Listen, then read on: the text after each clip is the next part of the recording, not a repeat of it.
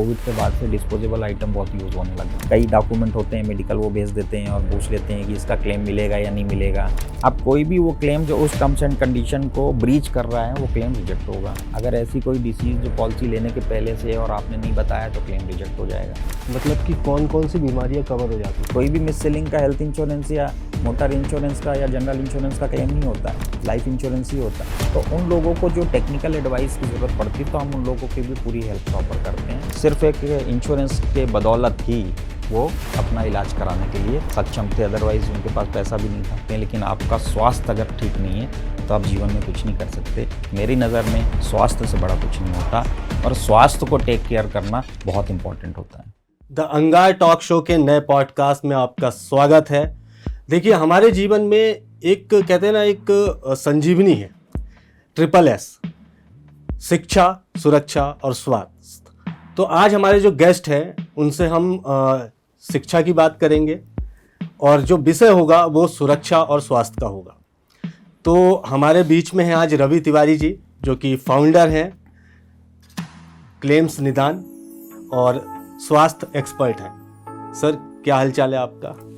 मैं बहुत अच्छा हूँ, आप कैसे हैं? बढ़िया सर। सर देखिए, स्वास्थ्य की तो हम बात कर ही रहे, मेडिकल इंश्योरेंस की, साथ में एक जीवन बीमा भी होता है। तो हम शुरू यहीं से करते हैं कि जीवन के बारे में बताइए आप, कि जर्नी कैसे स्टार्ट हुई और कैसे आप इस फील्ड में आपका आना हुआ। देखिए सागर, हम शुरू से ही हम और हमारी जो पूरी एक हमारा फ्रेंड सर्कल है, हाँ जी, वो शुरू से ही हम लोग का एक आदत रही है और हमारा एक हॉबी रहा है कि सोशल वर्क करना। शुरू से ही हम लोग सोशल वर्क में बहुत एक्टिव रहे हैं और उसके बाद एक कारपोरेट का जॉब किया, इंश्योरेंस कंपनी को ज्वाइन किया। पहले हॉस्पिटल इंडस्ट्री में भी थे। हाँ जी।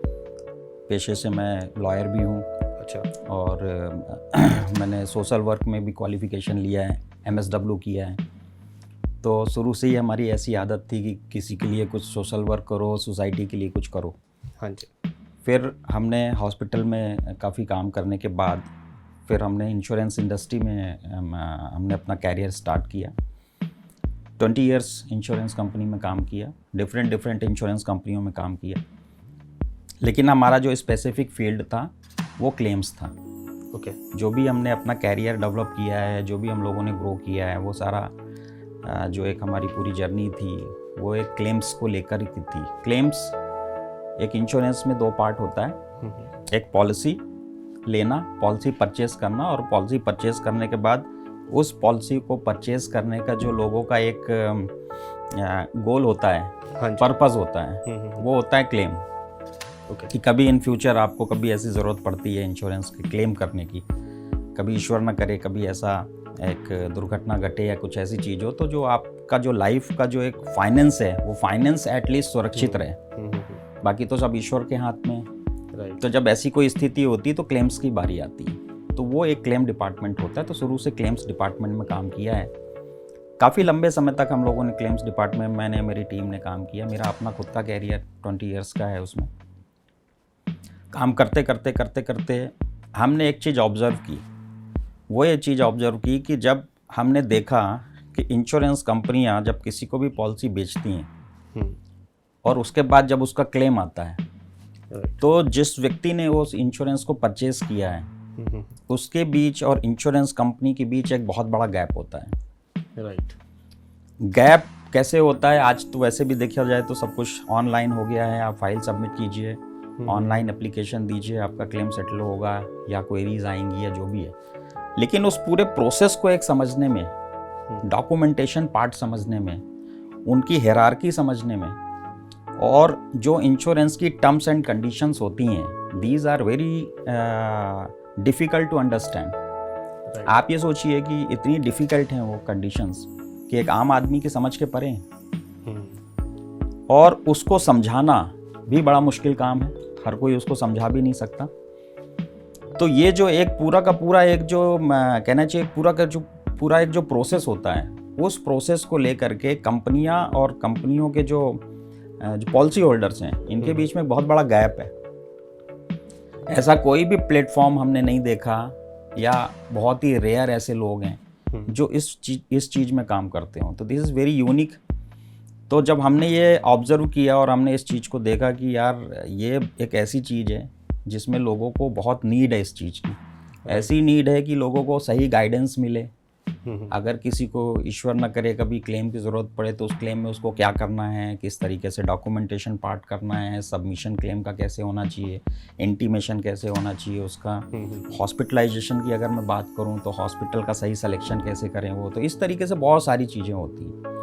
फिर पॉलिसी की टर्म्स एंड कंडीशन क्या होती है, किस तरीके से क्लेम सेटल होते हैं, किस तरीके से क्लेम सेटल नहीं होते, कैसे रिजेक्ट होते हैं, रिजेक्शंस के भी बहुत सारे ग्राउंड है। तो जब ये सारी चीज़ें देखा तो इतना बड़ा इसमें जो हम लोगों ने गैप देखा, तो उस गैप को फिल करने के लिए देन वी डिसाइडेड कि we should start one platform जहाँ पे लोग आएँ, आके अपनी जो भी उनके ग्रीवियांसेस हैं, जो भी उनके डिस्प्यूट्स हैं, वो वहाँ पे हमारे यहाँ रजिस्टर्ड करें और हम उसको टेकअप करें उसको, और उनको वो चीज़ें दिलवाएं जिस चीज़ के लिए वो अभी तक वंचित हैं, जो उनको नहीं मिल रहा है। तो इस उद्देश्य के साथ हमने एक क्लेम्स निदान को स्टार्ट किया। क्लेम्स निदान एक ऐसा प्लेटफॉर्म है जो ऑनलाइन आपको एक सुविधा देता है कि आप भारत के किसी भी कोने में अगर हैं और आपका कोई ऐसा डिस्प्यूट, ऐसी कोई इशू, ऐसा कोई परेशानी जो इंश्योरेंस से रिलेटेड है।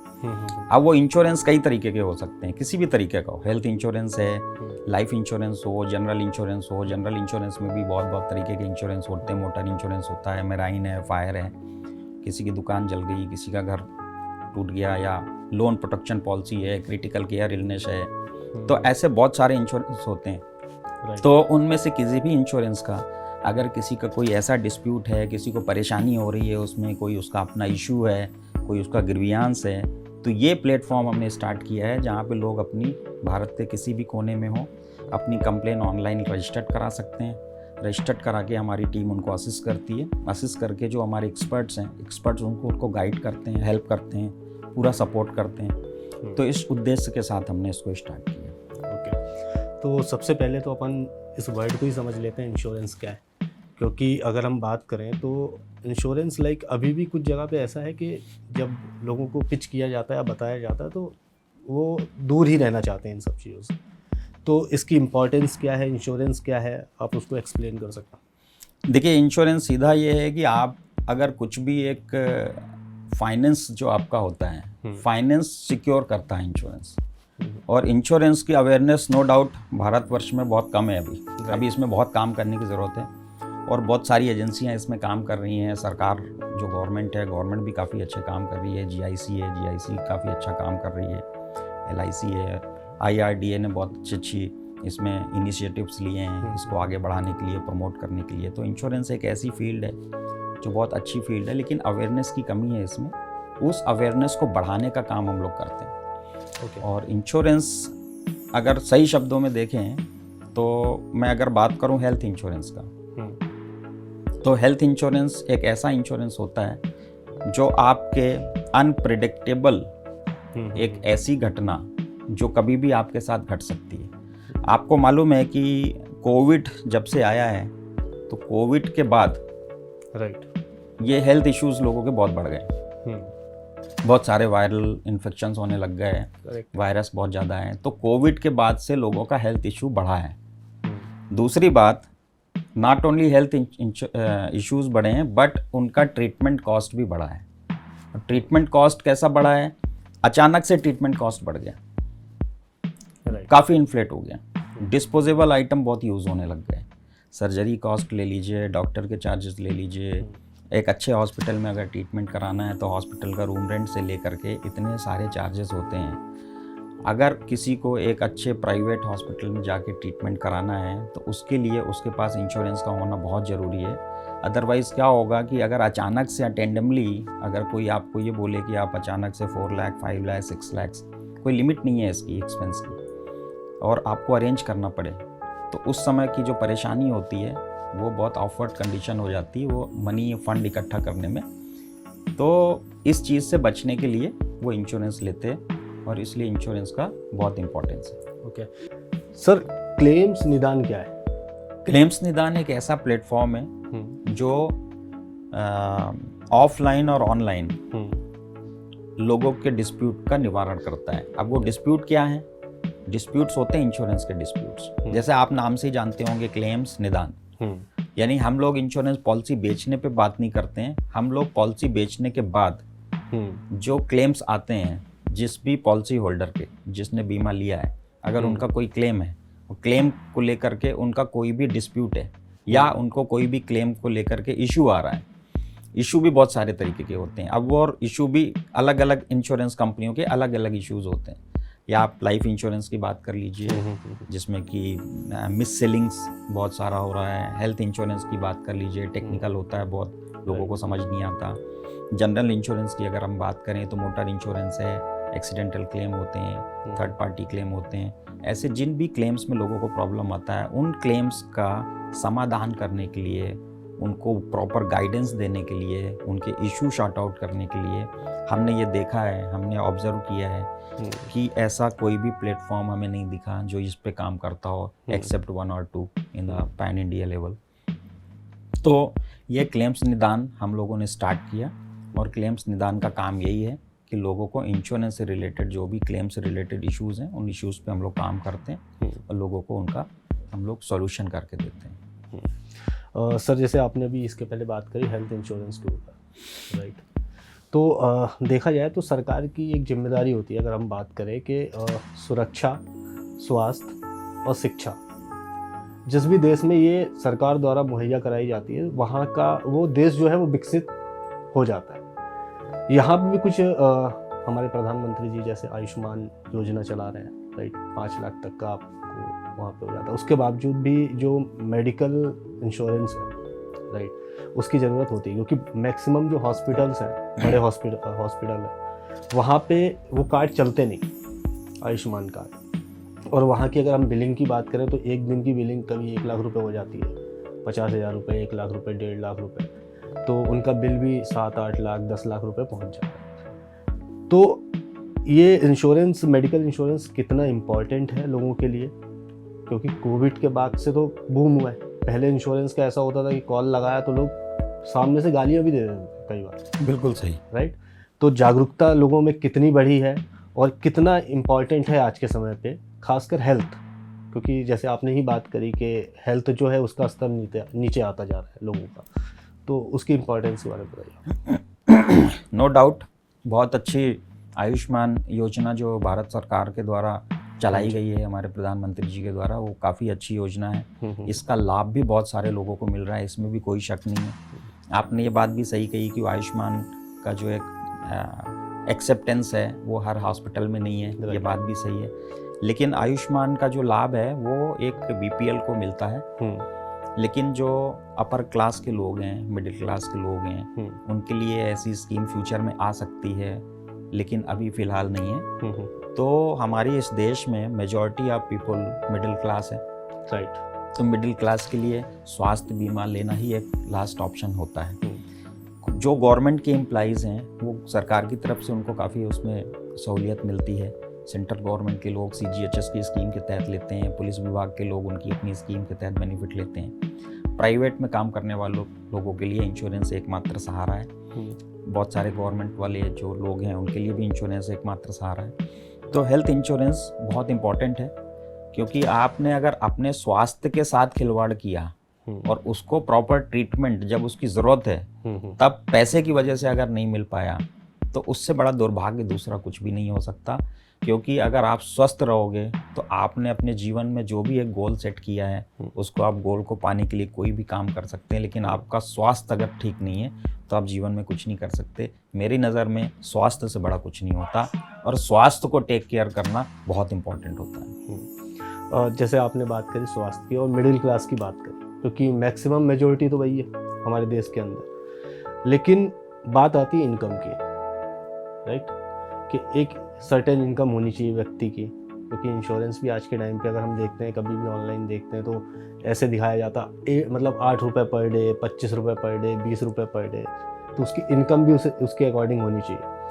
अब मान के चले किसी व्यक्ति ने इंश्योरेंस परचेस कर लिया, मेडिकल इंश्योरेंस, राइट, तो वो उसको कितने दिन बाद वो प्रोसेस चालू हो जाती है उसकी, कितने दिन बाद वो क्लेम कर सकता है, एक टैट होता होगा, एक टाइम होता होगा उसका, और कितनी लिमिट होती है, और ये प्रोसेस किस हिसाब से होता है, मतलब इसका प्रोसीजर क्या, प्रोसेस का कि कैसे वो क्लेम कर सकते हैं, जैसे बात करें नेटवर्किंग हॉस्पिटल की और नॉन नेटवर्किंग की, इसमें भी डिफरेंसेस हैं, तो इसको एक बार आप समझाएं सर, इसका प्रोसीजर क्या है?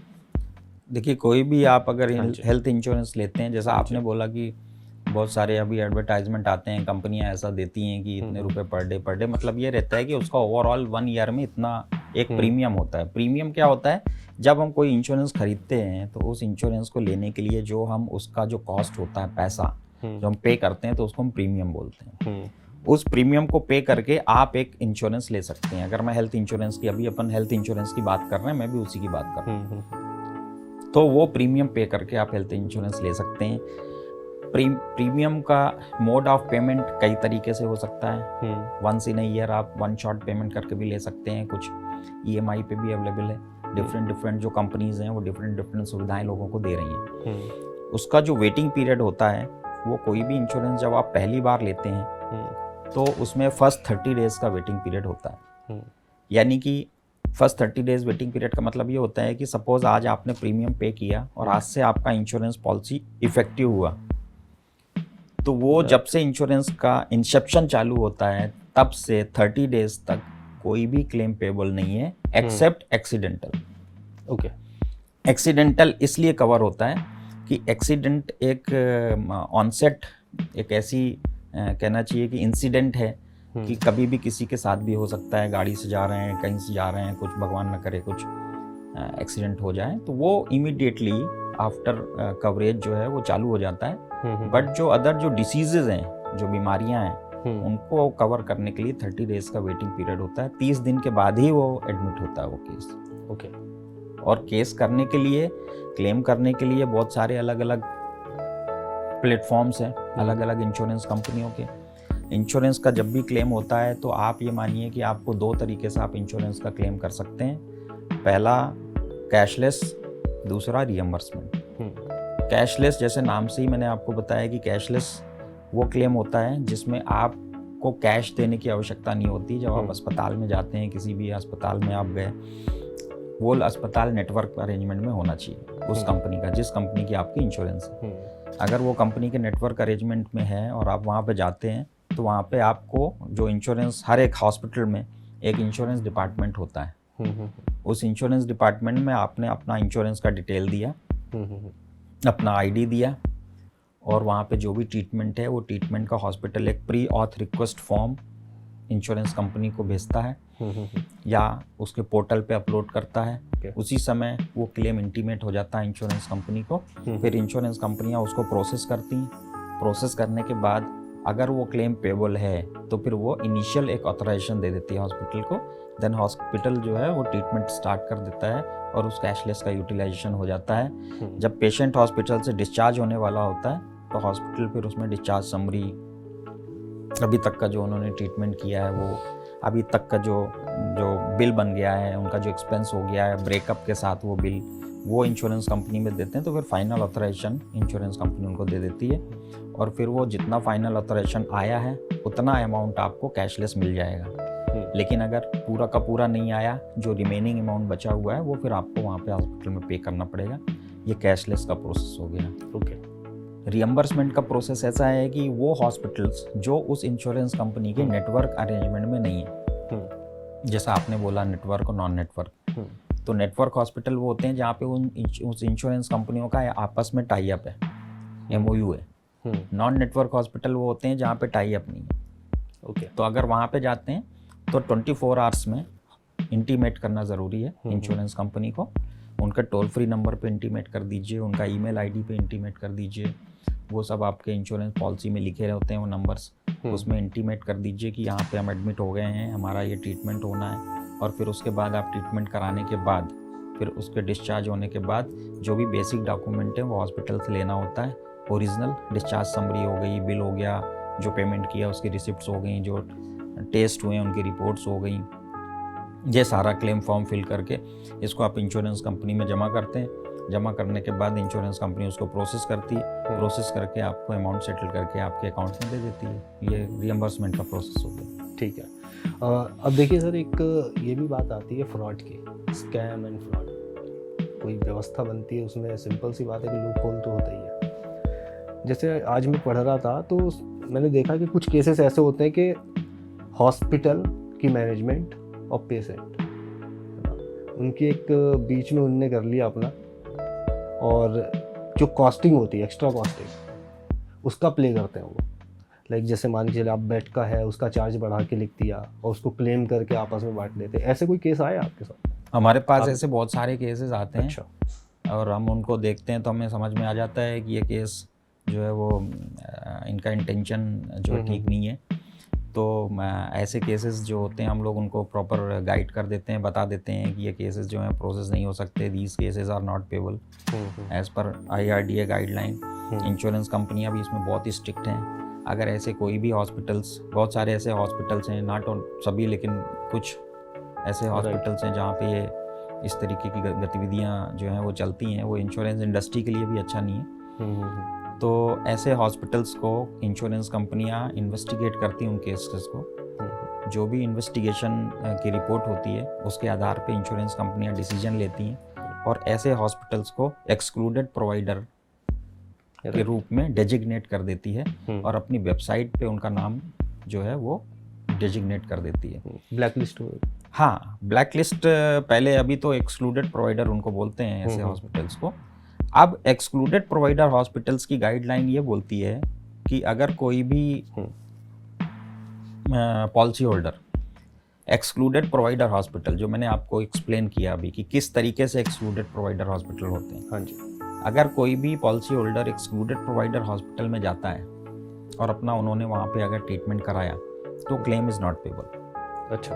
क्लेम पेबल नहीं है। सिर्फ 2 ही शर्तों में क्लेम पेबल होगा कि या तो उसका वो हॉस्पिटलाइजेशन जो हो रहा है वो इमरजेंसी में हुआ हो। इमरजेंसी मतलब कि कोई एक्सीडेंट की वजह से इमीडिएट अगर लेके जाना है तो फिर वो उनके घर वाले ये तो देखेंगे नहीं कि कौन से हॉस्पिटल में लेके जाना है और मैं सेलेक्ट करूं या एजेंट से बात करेंगे या किसी से करेंगे, इतना समय नहीं होता। वो तो नियर बाय जो होगा।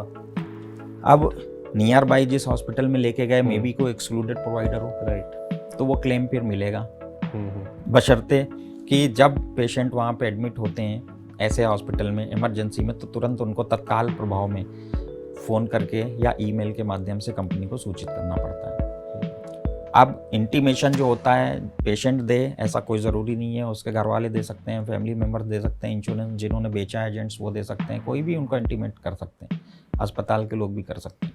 अच्छा। तो उसके बाद जब वो इंटीमेशन होता है तो इंश्योरेंस कंपनी एक इन्वेस्टिगेशन, जो स्पॉट इन्वेस्टिगेशन कहते हैं, वो कंडक्ट कराती है, वहाँ पे अपने लोगों को भेजती है और प्रॉपर उसके डॉक्यूमेंटेशन पार्ट हो गया, पेशेंट का वेरिफिकेशन हो गया, ये एक छोटा सा वेरिफिकेशन होता है, वो करा लेती, सब अच्छा पाया गया तो क्लेम पेबल है।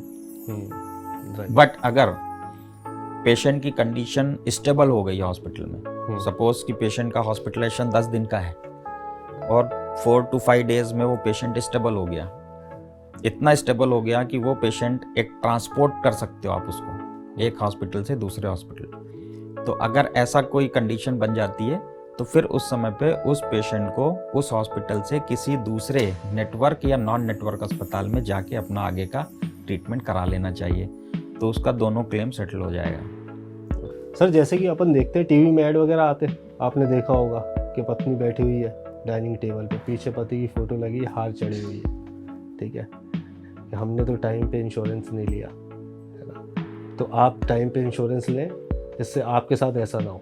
तो वो इमोशनल एक तरह से ऐड तो बना देते हैं कंपनीज। जैसे आपने बोला कि आप क्लेम जो डिस्प्यूट होते हैं उसके लिए आप वर्क कर रहे हैं, राइट। अब इंश्योरेंस कंपनी में कुछ ना कुछ तो दिक्कतें होंगी, राइट। एक मीडिएटर की दिक्कत होगी, XYZ कोई भी दिक्कत हो सकती है, तभी आप तो जैसे क्लेम निदान है, राइट, क्लेम्स निदान आया तो उसकी वजह यही होगी कि डिस्प्यूट्स हैं, लोगों को क्लेम करने में दिक्कतें आ रही हैं। तो कोई ऐसी मतलब कि आप ऐसे बहुत सारे लोग आते होंगे आपके पास जी, तो बिल्कुल। उसका एक रेशियो क्या है और स्टोरीज अगर आप बता पाए हमें। आपने बहुत सही कहा हाँ कि जी। हम लोगों ने ऑब्जर्व किया है कि दिक्कतें तो बहुत हैं। मैंने तो अपनी आंखों से देखा है, मैं लिटरली बताऊं आपको, कोविड के समय पे हमने देखा है लोगों को परेशान होते हुए, लोगों को इतना परेशान होते हुए देखा है कि लोग इलाज की कमी की वजह से लोगों को मरते देखा है अपने आंखों में सामने। दूसरी बात ये है कि हमने ऐसे ऐसे लोगों को देखा है जो ओल्ड एज लोग हैं, वो बेचारे वो चल ही नहीं पा रहे हैं। बहुत सारे लोग ऐसे हैं कि वो हॉस्पिटल में एडमिट हैं। अब आप ये सोचिए कि आपका कोई घर का व्यक्ति हॉस्पिटल में एडमिट है, आपके पास पैसा नहीं है, आपने एक इंश्योरेंस ले रखा है, आप इस उम्मीद के साथ उस अस्पताल में गए हैं कि आपको पैसा नहीं लगेगा, तो एक अच्छे से अच्छा अस्पताल आपने चूज़ किया। ओके। अगर आपके पास सपोज इंश्योरेंस नहीं होता तो क्या करते आप या तो किसी ऐसे हॉस्पिटल में जाते जो बहुत रीजनेबल कह लो या बहुत कम कॉस्ट वाला है, एक्सपेंस जहाँ पे कम होता, तो वहाँ पे आप स्वास्थ्य के साथ खिलवाड़ करते। क्यों? क्योंकि आपकी कैपेसिटी नहीं देने की। लेकिन अगर आपने इंश्योरेंस लिया है तो आप इसी उम्मीद के साथ एक अच्छे अस्पताल में जाते हैं ना कि आपको पैसा नहीं लगेगा तो अच्छा इलाज करवा पाएँ। अब आप ये सोचिए, आप ये कल्पना कीजिए कि अगर आपका कोई ऐसा फैमिली मेंबर अस्पताल में एडमिट हो, सीवियर हो, और उस समय पे आपको कैशलेस नहीं मिले और आपका क्लेम इस कारण से रिजेक्ट हो जाए या इतने डॉक्यूमेंटेशन आपसे मांगे जाएं कि आप दे नहीं पाएं या वो प्रोसेस फॉलो नहीं कर पाएं या किसी भी ऐसे कारण से जो होना भी नहीं चाहिए और आपको नहीं मिले, तो उस समय आपकी कितनी ऑफवर्ड कंडीशन होगी, क्या सिचुएशन होगी आपकी। क्योंकि हॉस्पिटल्स तो आपसे पैसा लेंगे, ज़्यादा से ज़्यादा हॉस्पिटल क्या कर सकते हैं, थोड़ा सा आपको डिस्काउंट दे सकते हैं, बट पैसा तो चार्ज करेंगे ना। ऐसे लोगों को हमने परेशान होते हुए देखा है, ऐसे लोगों को परेशान होते देखा है। मैं जब इंश्योरेंस कंपनी में था, लिटरली बताऊं मैं आपको, मेरे पास एक एक दिन में 50-50, 100-100 फ़ोन तक आते थे लोगों के। कोई यहाँ से आ रहे हैं, कोई वहाँ से आ रहा है, हर आदमी परेशान। इतनी परेशानियाँ हैं जो मैं गिना नहीं सकता। तो मैं आपको अभी एक अपना एक रिसेंट का एक एग्जांपल देता हूँ, सुन के आपको भी लगेगा कि ऐसा भी होता है। मैं आपको बताऊं, एक हमारे पास मेरा जो ऑफिस है क्लेम्स निदान का, वो 2nd फ्लोर पे है, ऑल्दो वहाँ पे लिफ्ट वगैरह सब है, बट हमारे पास एक अंकल आए, वो हमको लगातार फॉलो कर रहे थे, हमको फ़ोन कर रहे थे, पूछ रहे थे, हमने उनसे बात की, उनके केस को समझा, वो हमसे मिलना चाह रहे थे, तो हमारे ऑफिस आना चाह रहे थे वो। ओके। ऑफिस आए, वो उनकी ऐसी कंडीशन थी, अंकल थे और साथ में उनकी मैडम थी, उनकी एज 75-76 के आसपास थी, एंड ही वॉज टू इल, काफ़ी बीमार थे। वो किस तरीके से हमारे ऑफिस आए हैं हम ही जानते हैं, खुद लेके आना पड़ा उनको। हालांकि हम उनको बोल रहे थे कि आपको आने की ज़रूरत नहीं है, हम घर से डॉक्यूमेंट आपके कलेक्ट कर लेंगे, लेकिन उनकी इच्छा थी मिलने की। तो आए, जब वो मिले और उन्होंने अपनी हमको प्रॉब्लम्स बताई, और बताते बताते लिटरली वो मतलब उनकी आंखों में आंसू भी आ गए। उनको सुन के हम सब लोग बड़े स्तब्ध हो गए। उनके पास पैसा नहीं, उनके जो फैमिली मेम्बर्स हैं बाहर हैं, उनका कोई नहीं है, सिर्फ एक इंश्योरेंस के बदौलत ही वो अपना इलाज कराने के लिए सक्षम थे, अदरवाइज उनके पास पैसा भी नहीं था। तो जब उन्होंने पॉलिसी लिया था तो उस समय उन्होंने पॉलिसी में डिक्लेयर किया था कि उनको हाइपरटेंशन और डायबिटीज़ है। अब जिसने भी उनको पॉलिसी बेचा, उसने उस चीज़ को प्रपोजल फॉर्म एक होता है, उस प्रपोजल फॉर्म पे डिक्लेरेशन पार्ट होता है, उसने उसमें डिक्लेयर भी किया, लेकिन इंश्योरेंस कंपनी ने जब उसको पॉलिसी को अंडरराइट किया तो उस डिसीज को मेंशन नहीं किया पॉलिसी में। आप एक चीज बताइए कि हमने आपको बताया कि हमको ये डिसीज है जब हम इंश्योरेंस ले रहे हैं, तो हमने डिक्लेयर किया अपनी डिसीज, प्री एग्जिस्टिंग डिसीज जिसको कहते हैं। अब इंश्योरेंस कंपनी ने जब उसकी पॉलिसी को अंडरराइट किया तो ड्यूरिंग अंडरराइटिंग उन्होंने पॉलिसी में वो मेंशन नहीं किया। अब जब क्लेम प्रोसेस होता है तो जनरली इंश्योरेंस कंपनियां प्रपोजल फॉर्म की बजाय पॉलिसी को देखती हैं। तो पॉलिसी में नहीं था वो।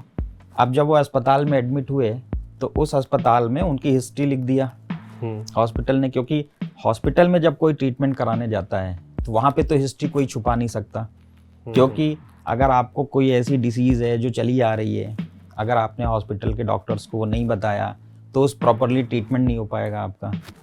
अगर किसी को डायबिटीज़ है, हाइपरटेंशन है, या किसी को और कोई भी ACKD की बीमारी थी या कोई ऐसी बीमारी थी, तो उस हिसाब से मेडिकेशन और सारी चीज़ें डॉक्टर्स करते हैं, तो वहाँ पे तो बताना ही होता है।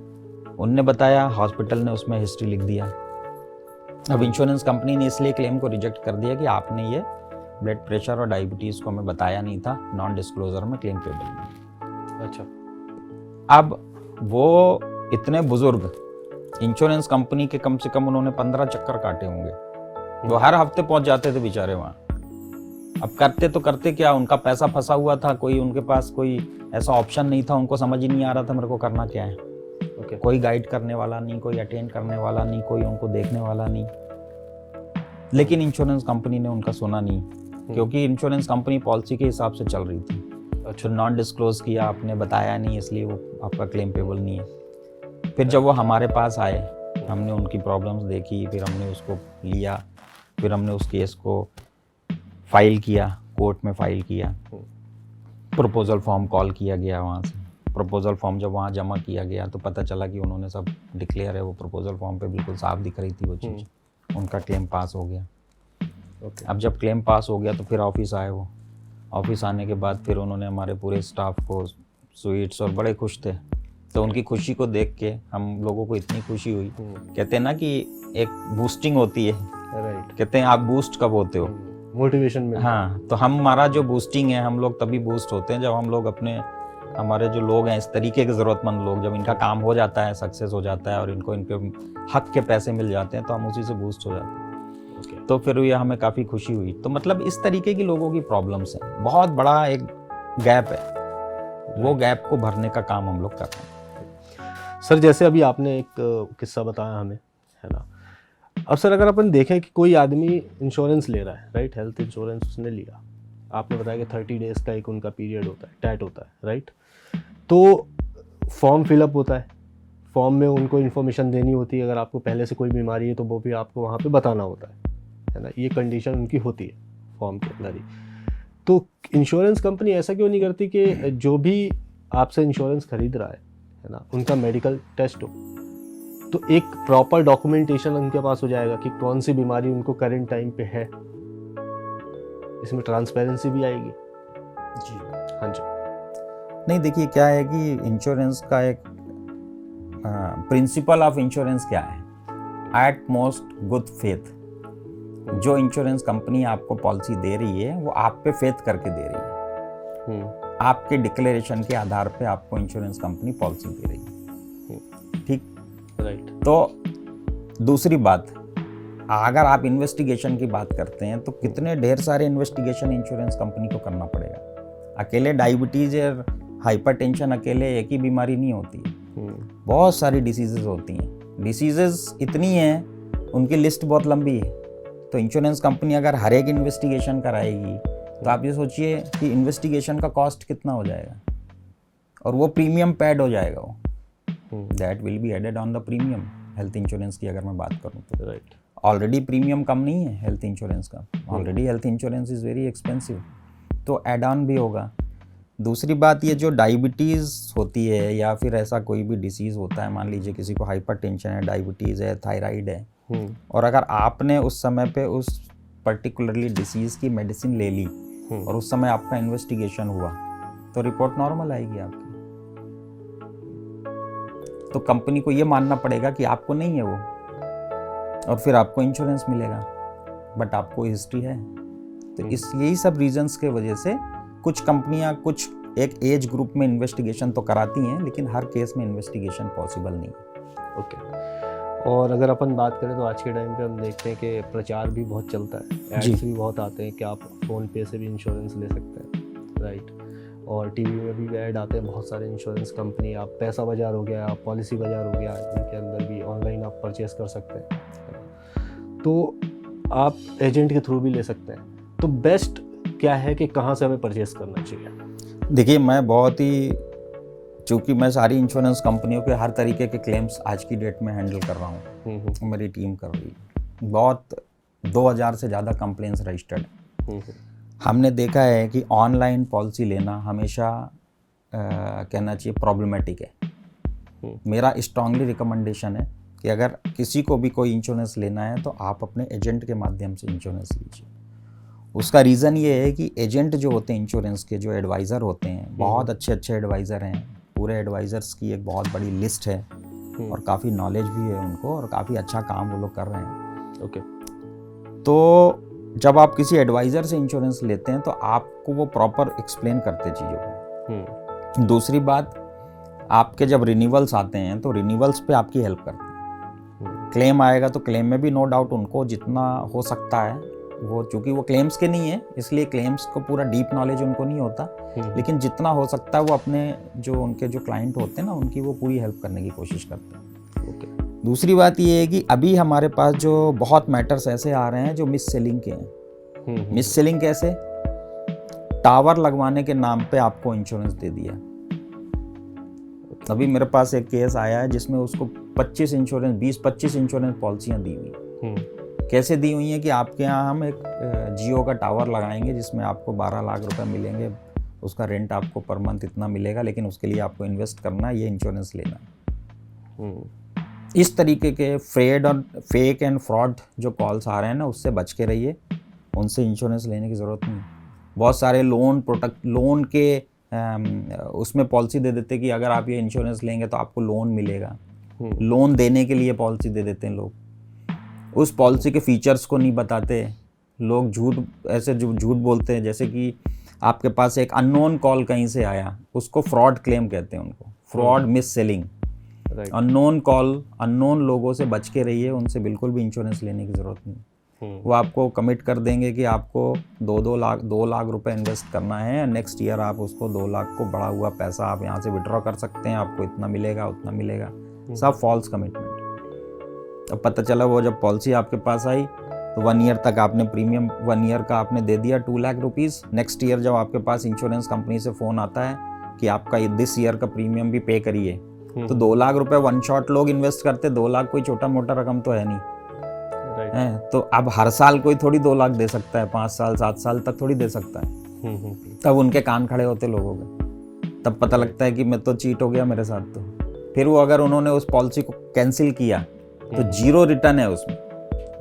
3 इयर्स तक मैक्सिमम पॉलिसीज का गाइडलाइन कहता है कि 3 इयर्स तक अगर आपने पॉलिसी को सरेंडर किया, रिटर्न किया, तो कोई आपको रिटर्न नहीं मिलेगा उसका। 3 इयर्स के बात करते हैं तो 35%, 4th ईयर की बात करते हैं तो 45-50%, इस तरीके के स्लैब बने हुए हैं। तो सरेंडर वैल्यू इज 0, तो आपके साथ तो चीटिंग हो गई ना। राइट। इसी प्रकार से ऑनलाइन में भी जाने की ज़रूरत नहीं है। मेरे हिसाब से सबसे अच्छा जो एक आसान तरीका है पॉलिसी लेने का, सबसे अच्छा वो ये है कि आप जब भी इंश्योरेंस लें तो आप किसी अच्छे एडवाइज़र के थ्रू इंश्योरेंस लें, आपको कभी कोई प्रॉब्लम नहीं है। और जैसे आपने फ्रॉड की बात करी, तो डिस्प्यूट आपके पास आते ही रहते हैं क्लेम के लिए जो भी है, तो उसमें कोई ऐसी पर्टिकुलर कंपनी है कि इस एंड से ही मैक्सिमम आए? नहीं, ऐसी पर्टिकुलर एक कंपनी ऐसा नहीं है कि पर्टिकुलर एक देखिए क्या होता है, ये लोग जो फ्रॉड करने वाले लोग हैं, ये पर्टिकुलर किसी कंपनी के एम्प्लॉय नहीं होते हैं। कंपनियां ऐसा नहीं करती। राइट। ये कौन लोग कर रहे हैं? जो फ्रॉड लोग हैं, जो बीच वाले लोग हैं। इसमें कंपनी के जो एम्प्लॉइज हैं या कंपनी का मैनेजमेंट है, उनको तो पता भी नहीं होता है सारी चीज़ें। उनकी तो एक पॉलिसी है और उन्होंने डिफरेंट एजेंसी कोड जो हैं उनके, और उसके थ्रू उन्होंने उनको दे दी। तो insurance company not aware about this. Right. तो वो कोई ऐसी पर्टिकुलर वो अलग अलग कंपनियों की पॉलिसी दे देते हैं वो, और ये सारी लाइफ इंश्योरेंस होती है, सारे लाइफ इंश्योरेंस। कोई भी मिस सेलिंग का हेल्थ इंश्योरेंस या मोटर इंश्योरेंस का या जनरल इंश्योरेंस का क्लेम नहीं होता है या पॉलिसी नहीं होता है। लाइफ इंश्योरेंस ही होता है। इन्वेस्टमेंट, जिसमें इन्वेस्टमेंट है। राइट। पैसा भी है। यस, हैवी अमाउंट है। हैवी अमाउंट है, करेक्ट है। तो सर, जैसे अपन बात करें कि टर्म्स एंड कंडीशन इंश्योरेंस की अगर हम बात करें, बहुत ही कहते हैं ना मोटे कागजात होते हैं उसके, और हर व्यक्ति के पास इतना समय नहीं है कि वो उसको 25-30 पन्नों को पढ़ता बैठे उसमें क्या लिखा है क्या नहीं लिखा है। लेकिन जब वो साइन कर देता है उसके बाद, जैसे आपने ही बताया कि बहुत सारी दिक्कतें भी आ सकती हैं। राइट। तो किन चीज़ों का ध्यान रखना चाहिए पॉलिसी लेने के पहले? पॉलिसी लेने के पहले सबसे पहली बात, अगर आपको हेल्थ इंश्योरेंस की अगर मैं बात करता हूँ, हाँ जी, देखिए मोटर इंश्योरेंस में तो आपका सर्वेयर देखेगा, अगर फ्रेश पॉलिसी है तो आपका गाड़ी लेते हैं तो वो लोग जो शोरूम वाले वो करके ही देते हैं, उसमें 0 डेप्थ पॉलिसी है, सब कुछ, उसमें कोई इशू नहीं है। ज़्यादातर जो प्रॉब्लम्स हैं आज की डेट में, सबसे ज़्यादा जो इश्यूज़ हैं वो हेल्थ इंश्योरेंस में। उसका रीज़न क्या है कि वो बहुत टेक्निकल है। उसमें हेल्थ इंश्योरेंस में पॉलिसी की टर्म्स एंड कंडीशन इतनी ज़्यादा क्लिष्ट होती है कि पहली बात तो लोग कोई पढ़ता नहीं उसको, और अगर पढ़ेंगे भी लोग तो इंश्योरेंस की लैंग्वेज लोगों को समझ नहीं आएगी। फिर उसमें मेडिकल टर्मोलॉजी भी है, IRDA के ढेर सारे सर्कुलर्स और प्रोटोकॉल्स हैं, क्या क्या पढ़ोगे आप? संभव ही नहीं है। जब भी आप लें तो क्लीन माइंड से लें, अपना माइंड अप्लाई करें। आप किसी भी के कहने पे कुछ भी मत कर दें। इंश्योरेंस लेने के पहले सबसे जो इम्पोर्टेंट पार्ट होता है वो पार्ट होता है प्रपोजल फॉर्म। एक प्रपोजल फॉर्म के बिना कोई भी इंश्योरेंस इशू नहीं होता है। प्रपोजल फॉर्म आपको फिल करना पड़ता है और प्रपोजल फॉर्म पे डिक्लेरेशन का एक पार्ट होता है जिसमें बहुत सारे अलग अलग डिक्लेरेशन होते हैं। उसमें ये पूछा जाएगा कि आपकी क्या और भी इंश्योरेंस है या नहीं है, वो आपको बताना है। अगर कोई चल रहा है इंश्योरेंस तो पूछा जाएगा आपका एड्रेस, आपका KYC डिटेल, फिर आपको जो सबसे इम्पोर्टेंट है उसमें वो आपका हेल्थ स्टेटस। उसमें बहुत सारे अलग अलग क्वेश्चंस होते हैं जिसका आंसर करना पड़ता है। वो डिसीजेस का नाम लिखा रहता है, उसका आंसर करना पड़ता है। लास्ट में क्वेश्चन होता है कि क्या कभी आप कहीं पे एडमिट तो नहीं हुए, कहीं आप ट्रीटमेंट तो नहीं कराया। ये सारी इन्फॉर्मेशन जो है ना बिल्कुल करेक्ट एक्यूरेट देना चाहिए इंश्योरेंस कंपनियों को। ये सबसे इम्पॉर्टेंट है। अगर प्रपोजल फॉर्म प्रॉपर भरा है, सारा डिक्लेरेशन प्रॉपर दिया है, तो कभी इंश्योरेंस में किसी को कोई इशू नहीं आने वाला फ्यूचर में। राइट। दूसरा, सिलेक्शन ऑफ सम इंश्योर्ड। आपको देखना है कि आपका फैमिली साइज क्या है।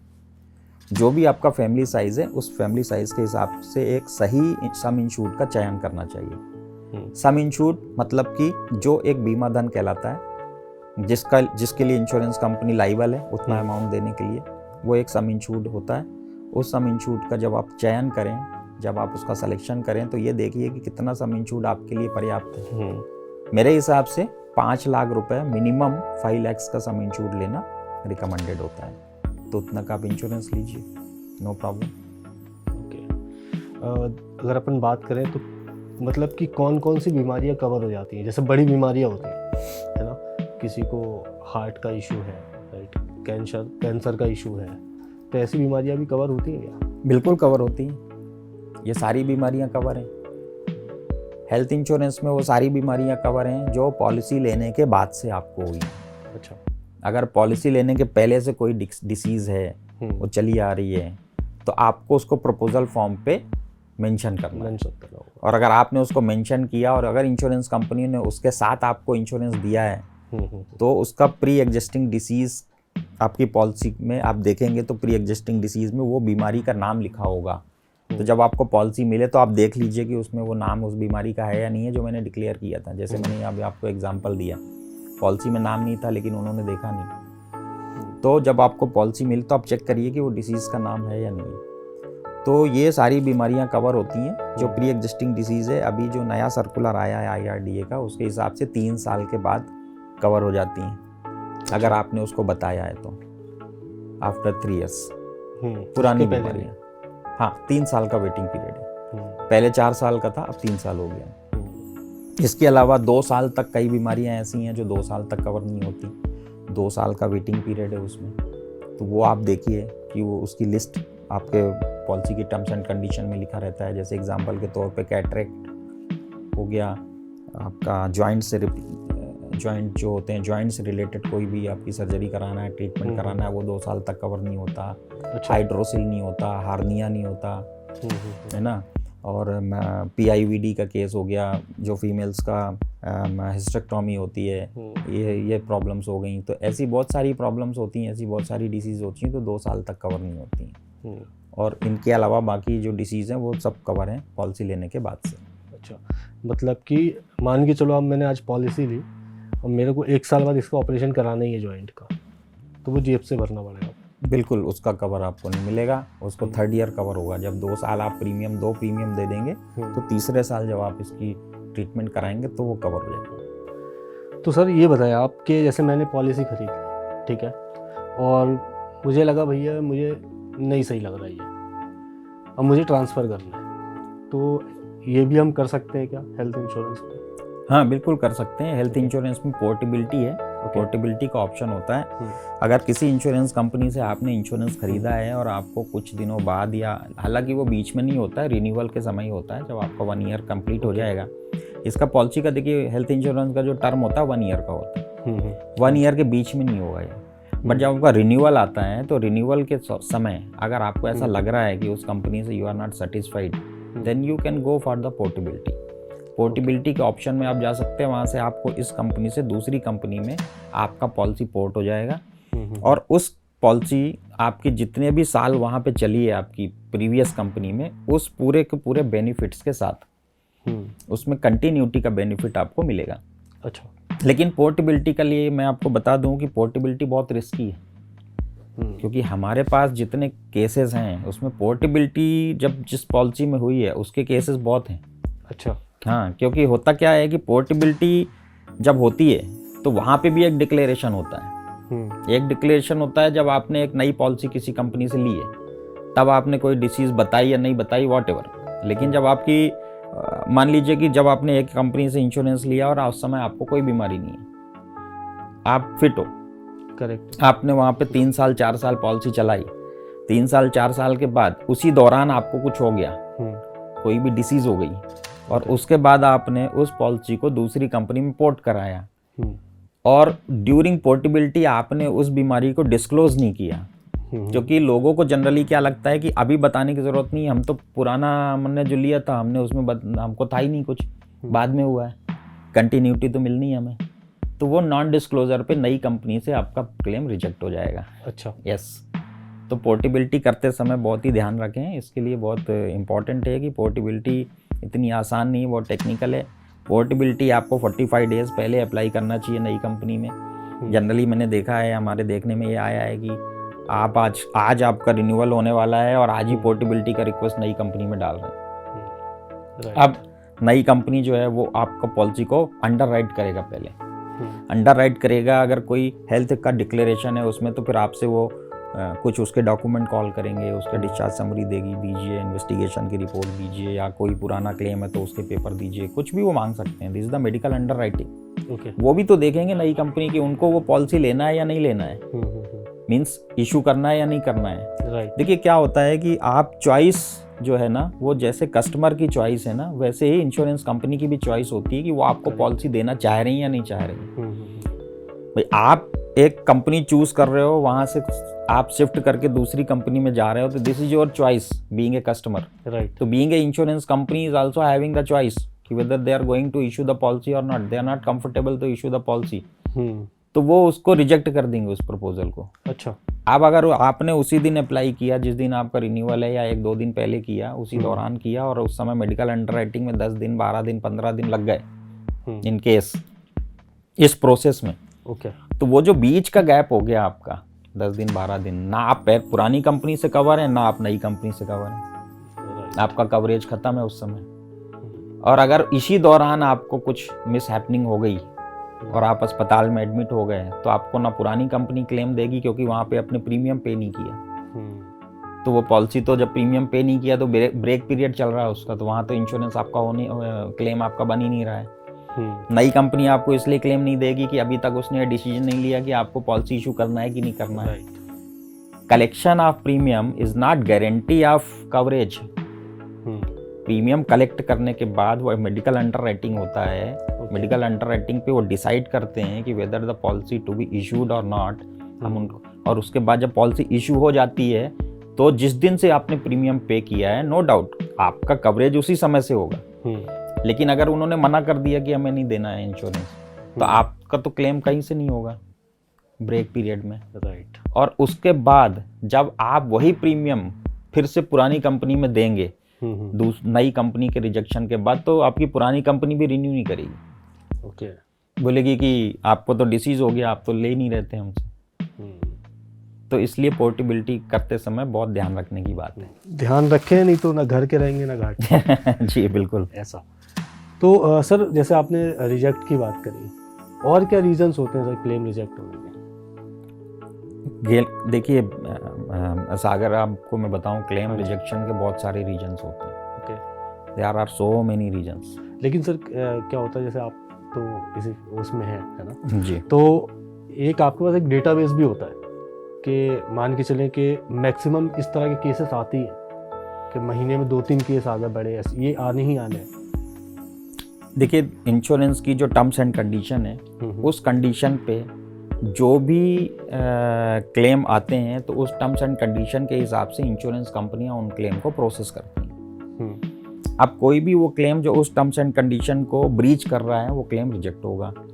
अब उसके there are so many reasons. अगर ऐसी कोई डिसीज जो पॉलिसी लेने के पहले से है और आपने नहीं बताया तो क्लेम रिजेक्ट हो जाएगा। भले वो आज आपका हॉस्पिटलाइजेशन उस डिसीज का है या नहीं है वो अलग चीज़ हो गई। वो नॉन डिस्क्लोजर यानी कि आपने ब्रीच ऑफ कॉन्ट्रैक्ट किया है, आपने इंश्योरेंस कंपनी को सेपरेशन ऑफ इंफॉर्मेशन कहते हैं उसको, वो किया है, इसलिए आपका क्लेम रिजेक्ट हो गया। कई क्लेम इसलिए रिजेक्ट होते हैं जो वेटिंग पीरियड पे अगर क्लेम आ गए तो वो रिजेक्ट हो जाते हैं। कुछ क्लेम इसलिए रिजेक्ट होते हैं जैसे अभी देखा गया है कि इंश्योरेंस कंपनियों में 24 आवर्स का hospitalisation should be mandatory. Okay. अब अगर 24 घंटे से कम का हॉस्पिटलाइजेशन है तो वो क्लेम रिजेक्ट हो जाएगा, क्योंकि minimum 24 hour should be required hospitalisation. अब देखिए इसमें भी मैं आपको बता दूं, इसमें भी समझने की बात है। इसमें कई लोग बोलते हैं कि अगर इंश्योरेंस में क्लेम अगर चाहिए तो 24 घंटे अस्पताल में रहना पड़ेगा, ये एक अलग चीज़ हो गई।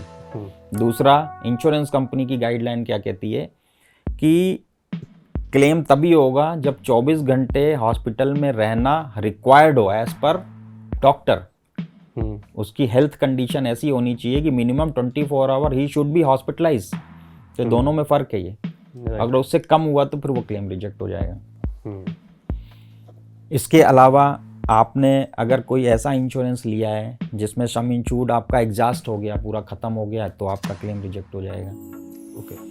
अगर उसमें आपका ब्रेक पीरियड में क्लेम आ गया, जैसे अभी मैंने आपको बताया कि जब आपका रिन्यूअल होता है, रिन्यूअल पे अगर आपने टाइम पे पेमेंट नहीं किया और उसका रिन्यूअल आ गया और रिन्यूअल के 2 दिन 3 दिन के बाद आपने क्लेम किया और उसी दौरान अगर क्लेम आ गया तो क्लेम रिजेक्ट हो जाएगा। अगर आपने इंश्योरेंस का प्रीमियम टाइम पे पे कर दिया थ्रू चेक, और वो चेक आपका बाउंस हो गया तो आपका कवर नहीं होगा, तो आपका क्लेम रिजेक्ट हो जाएगा। आप एक ऐसे अस्पताल में चले जाते हैं जो एक्सक्लूडेड प्रोवाइडर है, जो हॉस्पिटल में आप जाने पे आपको क्लेम नहीं मिलता, अगर वहाँ पे जाके आप ट्रीटमेंट लेते हैं तो आपका क्लेम रिजेक्ट हो जाएगा। ओके। कई ऐसी चीज़ें होती हैं जो इंश्योरेंस कंपनी में जब आप क्लेम करते हैं तो इंश्योरेंस कंपनी आपसे मांगती है रिक्वायर्ड डॉक्यूमेंट। आपको अगर पुराना कोई डॉक्यूमेंट मांग रही है, कोई प्रिस्क्रिप्शन मांग रही है, कोई बिल्स मांग रही है, कुछ ये मांग रही है, अगर वो आपने नहीं दिया तो इनसफिशिएंट डॉक्यूमेंटेशन में आपका क्लेम रिजेक्ट हो जाएगा कि आपने उनको इंश्योरेंस कंपनी के शॉर्टफॉल को कंप्लीट नहीं किया, इसलिए क्लेम रिजेक्ट हो जाएगा। अगर आपने इंश्योरेंस कंपनी में क्लेम किया है और क्लेम करने की जो कहना चाहिए कि इंश्योरेंस कंपनी ने टाइम फ्रेम दिया है कि आपको 15 दिन के अंदर क्लेम करना है और आपने वो क्लेम काफ़ी डिले किया है सबमिट करने में, तो आपका क्लेम रिजेक्ट हो जाएगा। ओके। अगर आप हॉस्पिटल में एडमिट हैं, नॉन नेटवर्क हॉस्पिटल में, और आपने कंपनी को सही समय पे इंटीमेशन नहीं दिया हॉस्पिटलाइजेशन का कि मैं यहाँ पे एडमिट हूँ, ओके, तो कंपनी अपना एक जो उनका अपॉर्चुनिटी होता है वेरिफिकेशन को, उस अपॉर्चुनिटी कंपनी को नहीं मिलेगा, तो कंपनी आपके हॉस्पिटलाइजेशन को वेरीफाई नहीं कर पाएगी। तो लेट इंटीमेशन में डिस्चार्ज के बाद अगर देते हैं तो आपका क्लेम रिजेक्ट हो जाएगा। तो ऐसे देयर आर सर्टेन रीजंस जिनकी वजह से क्लेम रिजेक्ट होते हैं। ओके। तो सर अब आगे बढ़ते हैं अपन क्लेम्स निदान की तरफ, राइट। तो जैसे आपने ही बताया कि इंडिया में 1-2 लोग हैं जो ये काम कर रहे हैं, और ये अपने आप में भी बहुत बड़ी बात है, क्योंकि हम एन नंबर ऑफ केसेस देखते हैं कि बहुत सारे ऐसे लोग हैं जो प्रताड़ित हैं कि उनको नॉलेज नहीं है या फिर उनको कोई ऐसा मिल नहीं पाता है, कोई एडवाइज़र नहीं मिल पाता है कि उनकी मदद कर सके, और आप इतना बड़ा काम कर रहे हैं। तो ये जर्नी स्टार्ट आपने कैसे करी और कैसे आया आपके सोच में, क्योंकि ये तो अलग ही काम है, राइट? हाँ, ये बिल्कुल आपने सही कहा कि ये जो हमारा प्रोजेक्ट है ये बहुत ही यूनिक प्रोजेक्ट है, और ये ऐसा प्रोजेक्ट है जिसको जनरली अभी अवेयरनेस ही नहीं है लोगों में कि ऐसा भी कोई प्लेटफॉर्म है जो ये काम करता है। हम जब किसी को ये चीज़ बताते हैं या हमारे लोग किसी को बताते हैं कि ऐसा एक, लोग परेशान होते रहते हैं, हताश होकर छोड़ देते हैं बहुत सारे लोग, नहीं मिल रहा। हाँ, हताश हो जाते हैं, हताश होकर अपना हक का पैसा छोड़ देते हैं, राइट। देखिए जो क्लेम नॉन पेबल है मैं उनकी बात नहीं कर रहा हूँ, लेकिन जो क्लेम पेबल हैं हम तो उनकी बात कर रहे हैं, जो मिलने चाहिए। तो ऐसे क्लेम जो पेबल हैं, जो मिलने चाहिए, उन क्लेम्स को भी लोग परेशान होकर छोड़ देते हैं, क्योंकि लोगों को ये पता ही नहीं है कि ऐसा भी कोई एक प्लेटफॉर्म अवेलेबल है आज, राइट। तो लिटरली बताऊं, ये तो है काफ़ी यूनिक है ये, और वाकई में इसमें काम करना भी इतना आसान नहीं है। काफ़ी मुश्किल है, ओके। जूझना पड़ता है, बहुत लड़ना पड़ता है, हर लेवल तक जाना पड़ता है, बहुत सारे एस्केलेशन मैट्रिक्स हैं, उन सारे एस्केलेशन मैट्रिक्स में काम करना पड़ता है। टीम होनी चाहिए एक अच्छी, जैसे कि हमारे पास है। हमने जब इसको स्टार्ट किया था तो मैं आपको बताऊं, हमने एक टीम बिल्ड करना बहुत बड़ी बात होती है, वो बहुत डिफ़िकल्ट होता है, वो अच्छे लोग आपको मिलना चाहिए। लेकिन सर ये ट्रिगर कहाँ से हुआ? क्या होता है ना, कभी कुछ हम शुरू करना चाहते हैं, है ना, तो उसका एक ट्रिगर पॉइंट होता है। ट्रिगर पॉइंट मैं बताऊं, जब हमने देखा लोगों को, जैसे मैंने आपको पहले भी बताया कि इंश्योरेंस कंपनी में एक हमारा सेट जॉब था, अच्छी पोजीशन थी, कोई प्रॉब्लम नहीं था। लेकिन जब हम लोगों ने देखा, हमने देखा लोगों को कि लोग इस चीज़ को लेके कितना परेशान है।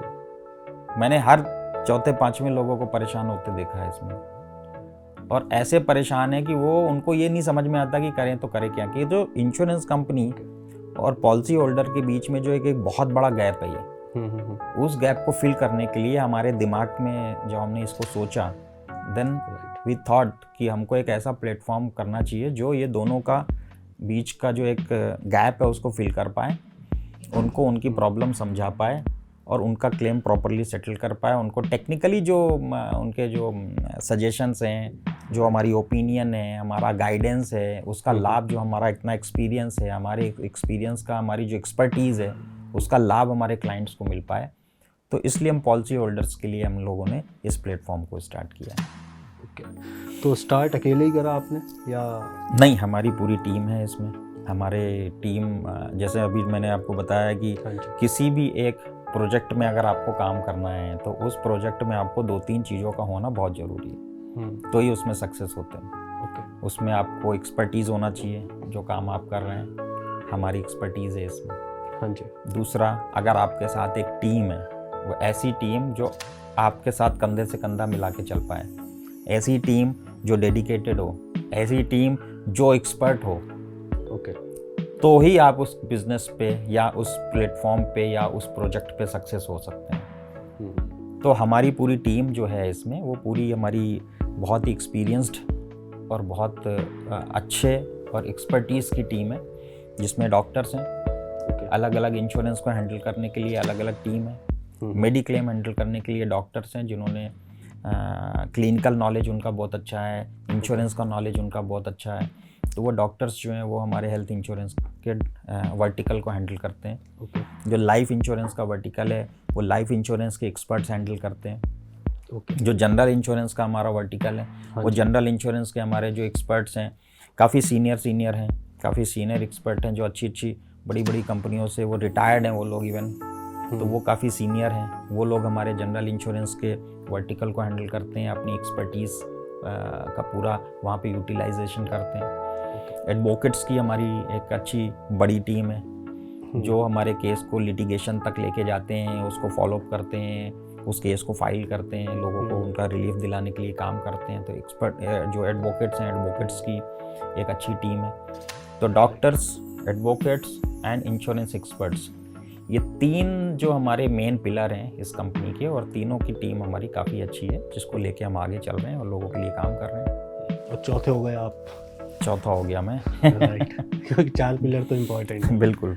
हाँ जी। तो सर क्या होता है ना, जब जर्नी शुरू होती है और जब आइडिया यूनिक होता है तो शुरू में हर व्यक्ति को पागल भी कहा जाता है एक तरीके से। और आप जॉब कर रहे थे पहले, है ना, तो जब कब आपको ऐसा लगा इसको अब इसको कंटिन्यू ही करेंगे, जॉब नहीं करेंगे? एक होता है ना फाइनेंशियल। नहीं, देखिए मेरे दिमाग में तो शुरू से ऐसा था कि कुछ डिफरेंस करना है। हाँ जी। ऐसा कुछ डिफरेंट करना है जो कि एक लीक से हटके चीज़ हो। ओके। और मैंने ये जब देखा कि इंश्योरेंस बेचने की अगर बात आप करोगे तो आप देखोगे कि आप जब घर से अपनी कॉलोनी से बाहर निकलेंगे तो वहीं से आपको इंश्योरेंस बेचने वाले जो ब्रोकर्स हैं या इंश्योरेंस के एडवाइज़र हैं या इंश्योरेंस कंपनियां हैं या जितने भी हैं, उनके ढेर ऑफिस मिल जाएंगे आपको। ऑफिसेज हैं, दुनिया भर के प्लेटफॉर्म्स अवेलेबल हैं, कहीं से भी आप इंश्योरेंस ले सकते हैं। इंश्योरेंस लेना इज़ वेरी इजी, आप एक फ़ोन करिए आपको इंश्योरेंस मिल जाएगा।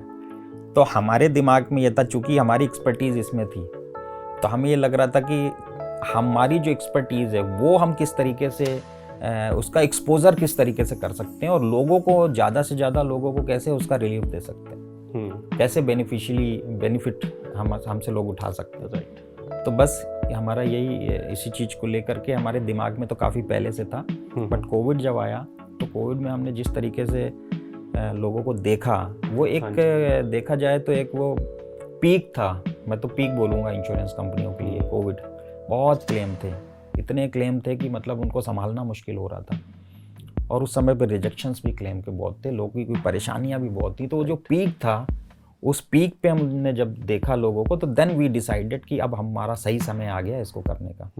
तो बस उसके बाद हमने स्टार्ट कर लिया इसको। कोविड की बात करी सर आपने, कोविड के टाइम पे तो इंश्योरेंस दे भी नहीं रहे थे जी, कंपनी तो डिनाई कर रही थी, हाँ, क्योंकि इतने नंबर ऑफ केसेस थे, और कोविड सेंटर भी कुछ पर्टिकुलर हॉस्पिटल पे हुआ करते थे कि ये हॉस्पिटल कोविड सेंटर है, क्योंकि वो तो गवर्नमेंट ने ही अथॉरिटी दी थी कि इनको अपन को सेंटर बनाना है ना। और इंश्योरेंस कंपनी क्या है कि जब आपके एक दिन में एक ही तरह की बीमारी के 1000 केसेस आ जाए, या 10,000 केस आ रहे हैं, या 50,000 केसेस आ रहे हैं शहर के अंदर, तो इंश्योरेंस कंपनी भी कहाँ तक क्लेम करेगी। कोविड का ऐसा था कि देखिए कुछ भी चीज़ नॉर्मल नहीं थी हाँ उस जी। समय, सभी अब नॉर्मल था। राइट। बहुत सारी ऐसी चीज़ें हुई जो नहीं होनी चाहिए हाँ थी। जी। अब कोविड को लेके हम किसी को ब्लेम भी नहीं कर सकते, क्योंकि वो सिचुएशन ही ऐसी थी। हॉस्पिटल्स का जो ट्रीटमेंट कॉस्ट भी उस समय अचानक से बहुत बढ़ गया था, इंश्योरेंस कंपनियों के पास क्लेम बहुत सारे आ गए थे। एक संसाधन जो होता है किसी भी चीज़ के लिए, हाँ जी।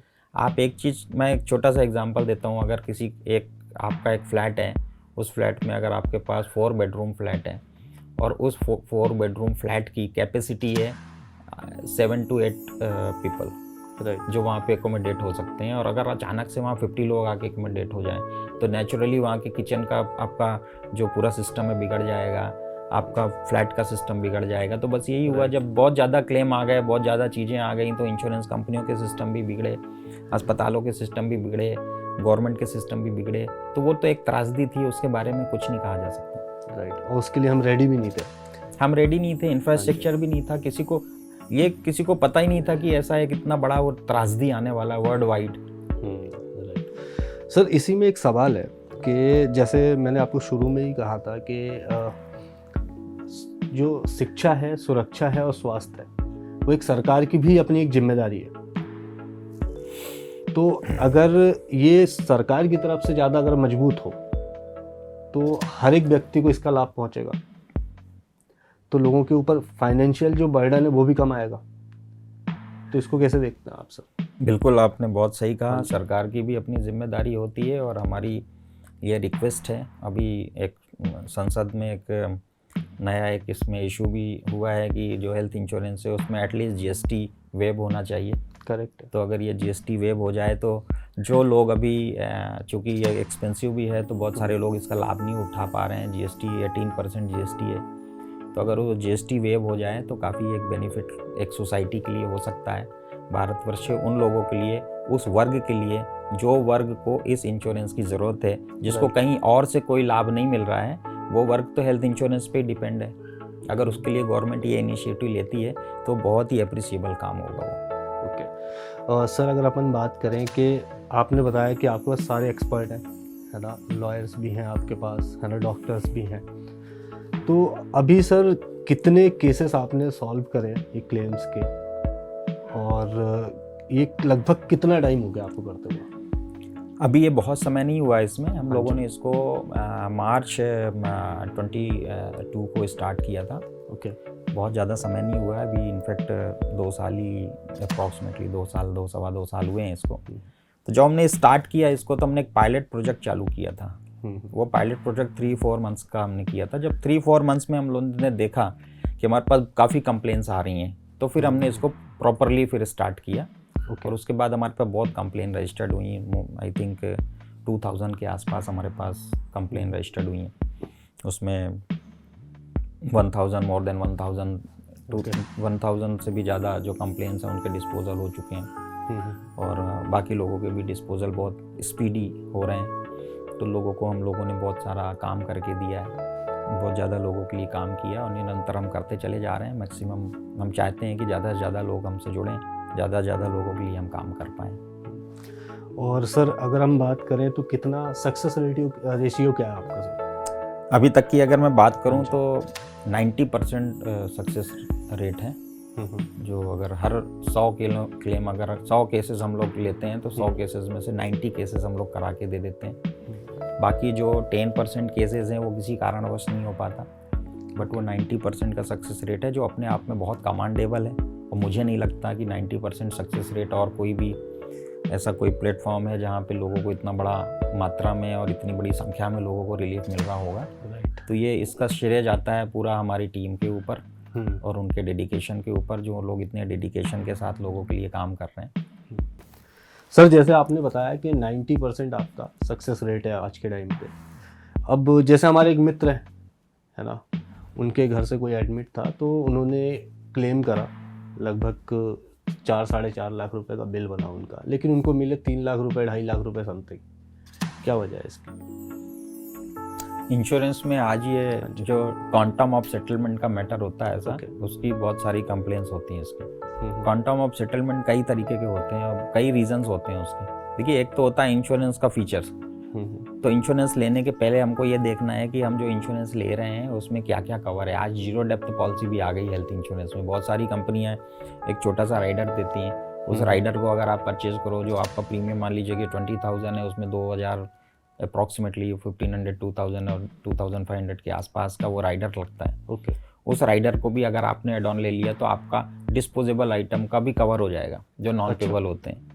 जो डिडक्शंस होते हैं मेनली नॉन पेबल आइटम के होते हैं। आपका IRDA गाइडलाइन नॉन पेबल की एक लिस्ट है, काफ़ी लंबी लिस्ट है, जो इंश्योरेंस में कवर नहीं होता, जिसमें डिस्पोजेबल आइटम होते हैं, ऐसी मेडिसिन होती हैं जो उस ट्रीटमेंट से रिलेट नहीं करती, या विटामिन हो गया, सप्लीमेंट्स हो गए। तो ऐसी चीज़ें काफ़ी ज़्यादा यूज़ इसलिए होने लग गई हैं कि अभी आपने देखा होगा कोविड के बाद से डिस्पोजेबल आइटम बहुत यूज़ होने लग गए। तो ये सारी चीज़ें उसमें कवर हो जाती हैं। तो जब इंश्योरेंस लेने के पहले ये देखना पड़ेगा आपको कि आप जो इंश्योरेंस ले रहे हैं उस इंश्योरेंस में ये सारा चीज़ कवर है कि नहीं है। दूसरा, इसलिए भी पैसा कट जाता है कि आपने अगर सम इंश्योर्ड कम लिया है, उस सम इंश्योर्ड में अगर रूम रेंट की कोई कैपिंग है, रूम रेंट कैपिंग वो कैपिंग होती है कि सपोज आपने कोई 3 लाख का इंश्योरेंस लिया है और कंपनी जो आपका इंश्योरेंस है उसमें आपका 5,000 पर डे तक का आप एक रूम रेंट ले सकते हैं। रूम रेंट हो सकता है उसका। और अगर आपने वो उससे ज़्यादा का रूम रेंट ले लिया तो वो जो डिफरेंस होता है आपका लिमिट का, वो सब लिमिट हो गया। वो सब लिमिट और अभी जो आपने लिया है वो उससे ज़्यादा है। जो डिफरेंस हो गया वो अमाउंट आपको पे करना है। उसके अलावा वो जो प्रोपोर्शनेट है, वो जो प्रोपोर्शन है डिफरेंस, वो प्रोपोर्शनेट आपका दूसरे हेड्स में भी अमाउंट डिडक्ट होगा, जिसमें professional fees, doctor charges, OT charges, surgeon charges सब में एप्लीकेबल होता है वो, एक्सेप्ट मेडिसिन्स एंड इन्वेस्टिगेशन। तो इसलिए ये डिडक्शंस होते हैं। सर जैसे अपनी जो बात हो रही है वो भी इंश्योरेंस होल्डर है, उनके विषय में ही बात हो रही है ना, लेकिन जो आपकी फर्म है, आप जो मदद कर रहे हैं है ना, तो क्या इंश्योरेंस फील्ड से अदर लोगों की भी मदद कर रहे हैं आप जो इनसे जुड़े हुए हैं इंश्योरेंस फील्ड से? हाँ, इंश्योरेंस जो पॉलिसी होल्डर्स हैं उनकी तो हम लोग हेल्प कर ही रहे हैं, लेकिन उसके अलावा भी इंश्योरेंस से जुड़े बाकी लोगों की भी हेल्प कर रहे हैं। जैसे आप ये देखिए कि इंश्योरेंस को जो एडवाइज़र्स हैं जो इतना अच्छा काम कर रहे हैं, जो पॉलिसियाँ दे रहे हैं लोगों को समझा रहे हैं, इतनी मेहनत कर रहे हैं, तो उन लोगों को जो टेक्निकल एडवाइस की ज़रूरत पड़ती है तो हम उन लोगों की भी पूरी हेल्प प्रॉपर करते हैं। जो हमारा फ्री ऑफ कॉस्ट हम लोग ये सब चीज़ें देते हैं। इनिशियल ओपिनियन हमारी जो पॉलिसी होल्डर्स के लिए भी फ्री ऑफ कॉस्ट है, उनके लिए भी फ्री ऑफ कॉस्ट रहता है। तो उसमें कोई हम लोग चार्ज भी नहीं करते, उनको प्रॉपर हम लोग गाइड करते हैं। कई बार हमारे पास दिन भर पूरा दिन फ़ोन आते रहते हैं हमारे जो एडवाइज़र्स के कि ये पॉलिसी है, इसको हमको पोर्ट करना है, उसको ये बीमारी थी तो वो पॉलिसी पोर्ट करें या नहीं करें, तो उसमें उनको कोई सलाह चाहिए तो वो हम लोग दे देते हैं उसमें प्रॉपर टेक्निकल एडवाइस जो होती है। उसके अलावा वो कई डॉक्यूमेंट होते हैं मेडिकल, वो भेज देते हैं और पूछ लेते हैं कि इसका क्लेम मिलेगा या नहीं मिलेगा। अब उनको तो पूरा नॉलेज नहीं होता, तो इसलिए हम उन लोगों की भी पूरी हेल्प करते हैं उसमें। तो वो अपने क्लाइंट्स को पूरा सेटिस्फाई कर सकते हैं उसमें, क्योंकि होता क्या है कि जब कोई भी क्लेम की बारी आती है, जो पॉलिसी होल्डर्स होते हैं सबसे पहला कॉल अपने एडवाइज़र को ही करते हैं जिनसे उन्होंने इंश्योरेंस लिया है। तो उन एडवाइज़र्स को भी पूरा का पूरा नॉलेज होना चाहिए और जो भी उनको कमी होती है, जो भी उनको प्रॉब्लम होती है इस तरीके की टेक्निकल एडवाइस की, वो हम लोग उनके लिए भी देते हैं, वो भी काम करते हैं। सर मध्य प्रदेश में तो क्लेम्स निदान मतलब काफ़ी बड़ा नाम है, राइट? तो इसके अलावा अपनी ब्रांचेस कहाँ कहाँ पे हैं देश भर में? मध्य प्रदेश से हम लोगों ने इसको स्टार्ट भोपाल से किया था। भोपाल के बाद हम लोगों ने बहुत ही जल्दी पूरे मध्य प्रदेश में इसको एक्सपांशन कर दिया। आज मध्य प्रदेश में आपने जैसा बोला कि सभी कोई जानते हैं क्लेम्स निदान के बारे में। छत्तीसगढ़ में भी हम लोग काम कर रहे हैं। छत्तीसगढ़ में भी हमारा बहुत अच्छा काम है, वहाँ पे भी हम लोगों ने बहुत लोगों की हेल्प की है। ये 2 स्टेट के बाद हमने उत्तर प्रदेश में किया। उत्तर प्रदेश में आज हम अच्छा काम कर रहे हैं। उत्तर प्रदेश में हमारे पास बहुत सारे केस हैं उत्तर प्रदेश के। उत्तर प्रदेश में बहुत लोगों की हेल्प की। महाराष्ट्र में अभी रिसेंटली हमने स्टार्ट किया है, जो महाराष्ट्र में जो मुंबई या जलगांव का जो एरिया है या पुणे का एरिया है, वहाँ के लोगों के भी हमारे पास मैटर्स हैं, तो वहाँ पे भी हम लोगों ने स्टार्ट किया है। तो ऐसे अभी हम फ़िलहाल ये 4 स्टेट्स हैं जिस पे हम लोग काम कर रहे हैं। ओके, तो फ्यूचर को लेकर के क्या सोचा है सर? आपका क्या विजन है इसको लेकर के, क्लेम्स निदान को लेकर के? फ्यूचर का हमारा इसका विज़न ये है, हमारा जो एक ड्रीम है और हम ये चाहते हैं, जो हम टारगेट एक लेके चल रहे हैं कि जैसे अभी हमने आपको बताया कि अभी हम मध्य प्रदेश, छत्तीसगढ़, उत्तर प्रदेश और महाराष्ट्र में काम कर रहे हैं। धीरे धीरे हम इसको चाहते हैं कि भारतवर्ष के हर एक कोने में, हर एक घर घर में क्लेम्स निदान का नाम हो। भारतवर्ष में कोई कहीं पे भी रहे, इंश्योरेंस से रिलेटेड कोई अगर उसको इशू है तो बिल्कुल क्लेम्स निदान उनके लिए रेडी है।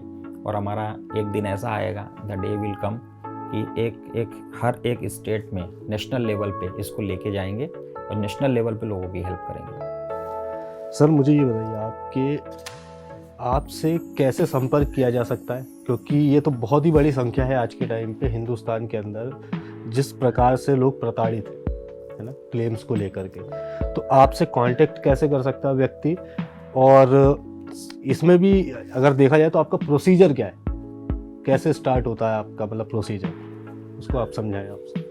हाँ बिल्कुल, आपने सही कहा कि बहुत ही बड़ी संख्या है ऐसे लोगों की। तो हमें पहले पता भी नहीं था कि इतनी बड़ी संख्या होगी इनकी।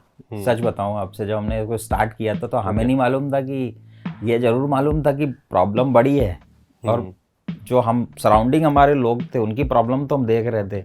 लेकिन जब हमने स्टार्ट किया तो इट वाज वेरी अनएक्सपेक्टेड कि इतनी बड़ी संख्या में चीज़ें होंगी और इतनी ज़्यादा हमारा जो हमारा एरिया है वो इतनी जल्दी इतना बड़ा एरिया कवर हो जाएगा। तो बिल्कुल सही बात है कि नो डाउट बहुत बड़ी संख्या है इनकी। हमारे से संपर्क करने के लिए तो जैसे मैंने आपको बताया कि हमारा ऑफलाइन और ऑनलाइन दोनों ही माध्यम से लोग हमसे बात कर सकते हैं। हमारे जो लिंक हैं उस लिंक पे क्लिक करके हमारा वो अपनी जो कंप्लेन है उनकी वो दर्ज करा सकते हैं। ओके, चैट बॉट हमारा है, उस चैट बॉट नंबर पे आ सकते हैं। चैट बॉट नंबर पे चैट कर सकते हैं। चैटिंग के थ्रू हमारे पास उनका पूरा रिकॉर्ड, पूरा उनकी जो प्रॉब्लम्स हैं, जो समस्याएं हैं, वो हमारी टीम तक आ जाती है। ओके, हमारे बहुत सारी जगह पे ऑफिसेस खुले हुए हैं। हमारे सर्विस सेंटर बहुत सारे हैं भोपाल में, जैसे कि कॉर्पोरेट ऑफिस तो भोपाल में है जहाँ पे हमारा ऑपरेशनल काम होता है। उसके अलावा इंदौर ब्रांच है, रीवा ब्रांच है। उत्तर प्रदेश में हमारे लोग हैं, हमारे सर्विस सेंटर हैं ब्यौरा में और दमोह में है, जबलपुर में है, मध्य प्रदेश में, छत्तीसगढ़ में हमारा सर्विस सेंटर है, भिलाई में। हाँ जी। हमारा उत्तर प्रदेश में जो अभी हमने जब लॉन्च किया है तो उत्तर प्रदेश में हमारा सर्विस सेंटर है लखनऊ में। तो ऐसा करके हमारे बहुत सारे सर्विस सेंटर हैं। अगर किसी को वहाँ पे जाके अपनी प्रॉब्लम का डिस्कस करना है तो वहाँ पे भी हमारे लोग होते हैं, वो कर सकते हैं। या फिर ऑनलाइन अगर कोई करना चाहे तो ऑनलाइन करेंगे, वो डायरेक्ट हमारे हेड ऑफिस में वो चीज़ें आती हैं। तरीका ये है करने का कि बस किसी का भी कोई भी किसी की कंप्लेन हमारे पास आई, उस कंप्लेन को हमारा जो बैकएंड टीम है उस बैकएंड टीम उन लोगों से बात करते हैं और उनसे ये समझने की कोशिश करते हैं कि वो किस तरीके की समस्या से जूझ रहे हैं। क्योंकि पहले तो लोगों को ये जानना है हमें कि उन लोगों की समस्या क्या है, किस तरीके की प्रॉब्लम है उनको। दूसरा उसमें हमें ये देखना पड़ता है कि वो प्रॉब्लम जो है वो किस इंश्योरेंस की है, या तो वो लाइफ की होगी या हेल्थ की होगी या जनरल इंश्योरेंस की होगी। वो टीम हमारी जो है, वो टीम भी जो कोऑर्डिनेटर्स हैं हमारे, उन लोगों से जब बात करते हैं तो ये सारी चीज़ें उनसे पूछते हैं। फिर उस समस्या से रिलेटेड जो भी डॉक्यूमेंट हैं, बेसिक डॉक्यूमेंट, वो उनसे मंगाया जाता है। ओके, उस डॉक्यूमेंट पे को हमारा जो सॉफ्टवेयर है उस पर अपलोड होता है और एक सॉफ्टवेयर एंट्री होती है उस केस की। उसके बाद उस केस को रिफ़र कर दिया जाता है जो भी उसका कंसर्न एक्सपर्ट है, जो एक्सपर्ट हो उसके लिए कंसर्न होता है। जैसे कि हेल्थ इंश्योरेंस है तो डॉक्टर्स के पास जाएगा, लाइफ इंश्योरेंस है, जनरल इंश्योरेंस है तो उनके एक्सपर्ट्स के पास जाएगा। वो अपनी एक ओपिनियन उसमें बनाते हैं कि ये क्लेम अगर है या फिर क्लेम के अदर कोई और समस्या है, पॉलिसी रिन्यूअल से रिलेटेड है या पोर्टेबिलिटी से रिलेटेड कोई प्रॉब्लम है या पॉलिसी कैंसिल हो गई या फिर वो पॉलिसी गलत इशू कर दी, मिस सेलिंग का केस है, ऐसे बहुत सारी प्रॉब्लम्स होती लोगों की। तो उन प्रॉब्लम्स पे हम उनके लिए क्या हेल्प कर सकते हैं वो उनको हम लोग प्रॉपर उसको स्टडी करने के बाद हमारी ओपिनियन होती है जो ऑटो मोड में उनके पास मोबाइल में ऑटोमेटिक हमारा मैसेज पहुंच जाता है एपीआई के थ्रू। हमारा जो पूरा सिस्टम है वो एपीआई के थ्रू कनेक्टेड है उससे। तो जो भी हमारी एक्टिविटीज़ होती हैं, जो हमारी ओपिनियन होती है वो उनके पास पहुंच जाती है हमारे क्लाइंट्स के रजिस्टर्ड मोबाइल नंबर पे। उस केस को बाद में अगर वो क्लाइंट वो जो यहाँ तक हमने जो आपको प्रोसेस बताया है, हमारी पूरी ओपिनियन से लेके केस स्टडी करने से लेके, उनका हम लोग कोई चार्ज भी नहीं करते किसी से, वो हम लोग फ्री ऑफ कॉस्ट ही करते लोगों को। क्योंकि हमारा उद्देश्य जो है वो कमर्शियल कम है और सोशल वर्क ज़्यादा है। तो हम लोग ये चाहते हैं कि लोगों की ज़्यादा से ज़्यादा लोगों को अपने साथ जोड़ें, ज़्यादा से ज़्यादा लोगों की मदद करें। तो इसलिए वो सब लोग हम लोग वैसे भी उन लोगों को करके ये सारी चीज़ें दे देते हैं। उसके बाद फिर अगर वो चाहते हैं कि नहीं उस केस को हमें आप हैंडल करिए उसको प्रॉपरली, जैसा भी आपका तरीका है हैंडल करने का, तो फिर उसके बाद हमारी एक दूसरी टीम उसको हैंडल करती जो लिटिगेशन के थ्रू हम लोगों को कराना है। उसके बाद हम लोग करा के उनको उनका रिलीफ देते हैं विथ प्रॉपर टेक्निकल ग्राउंड पे केस को लेते हैं, केस को स्टडी करते हैं। अगर वो केस किसी भी तरीके से ऐसा लगता है कि ये केस कंपनी ने सही रिजेक्ट किया हुआ है या जो उनकी पॉलिसी में जो भी चेंजेस किए हैं या इंडोर्समेंट का कोई इशू है या मिस सेलिंग अगर वो बोल रहे हैं तो वाकई में मिस सेलिंग हुई है कि नहीं हुई। कई बार क्या होता है कि वो चीज़ें सही होती हैं लेकिन उन लोगों को लगता है कि चीज़ें सही नहीं हैं। ऐसा ज़रूरी नहीं कि हमेशा जो रिजेक्शन है वो गलत ही हो या हमेशा जो लोगों ने लाइफ इंश्योरेंस लिया हो हमेशा मिस सेलिंग ही हो वो, या पॉलिसी अगर उनकी रिन्यू नहीं हुई है तो इंश्योरेंस कंपनी गलत है, ऐसा नहीं होता है। राइट, कई बार वो भी सही होता है, कई बार ये भी होता है। तो ये कौन डिसाइड करेगा? ये डिसाइड करेंगे एक्सपर्ट, और उसके बाद उस तरीके से उस केस को लेते हैं। अब सपोज़ अगर ऐसा कुछ है कि वो जो क्लेम का रिजेक्शन है वो सही है, प्रॉपर ग्राउंड पे है और वो क्लेम नहीं होना चाहिए था, तो हम लोग उस क्लाइंट को, हमारे जो क्लाइंट हैं उनको हम लोग प्रॉपर एक्सप्लेन कर देते हैं इस चीज़ को कि सर आपका ये जो केस था ये ना होने का रीज़न ये है और ये जो रीज़न है जेन्युइन रीज़न है, तो आप इसके लिए परेशान मत होइए। क्योंकि मैंने देखा है लैक ऑफ अवेयरनेस, यहाँ पे होता क्या है कि किसी का कोई भी क्लेम रिजेक्ट हुआ तो लोगों को क्या लगता है कि वो क्लेम उनका होना ही चाहिए था। राइट, उनको इसके बारे में पता नहीं होता क्योंकि उनको टर्म्स एंड कंडीशन नहीं मालूम, उनको प्रॉपर रीजंस नहीं मालूम है, या जो लेटर रिजेक्शन का आता है वो पढ़ते हैं तो उनको समझ में नहीं आती बहुत सारी चीज़ें उनको। तो हम लोग उनको प्रॉपर समझा के गाइड कर देते हैं और हम उनको बोल देते हैं कि आप अगर इसमें परेशान होंगे तो देखिए अननेसेसरी आपका टाइम भी वेस्ट होगा, राइट, आपका पैसा भी बर्बाद होगा और आपको इसमें कुछ होना नहीं है। तो हम लोग उनको गाइड कर देते हैं। तो हम लोग इंश्योरेंस इंडस्ट्री के लिए काम कर रहे हैं।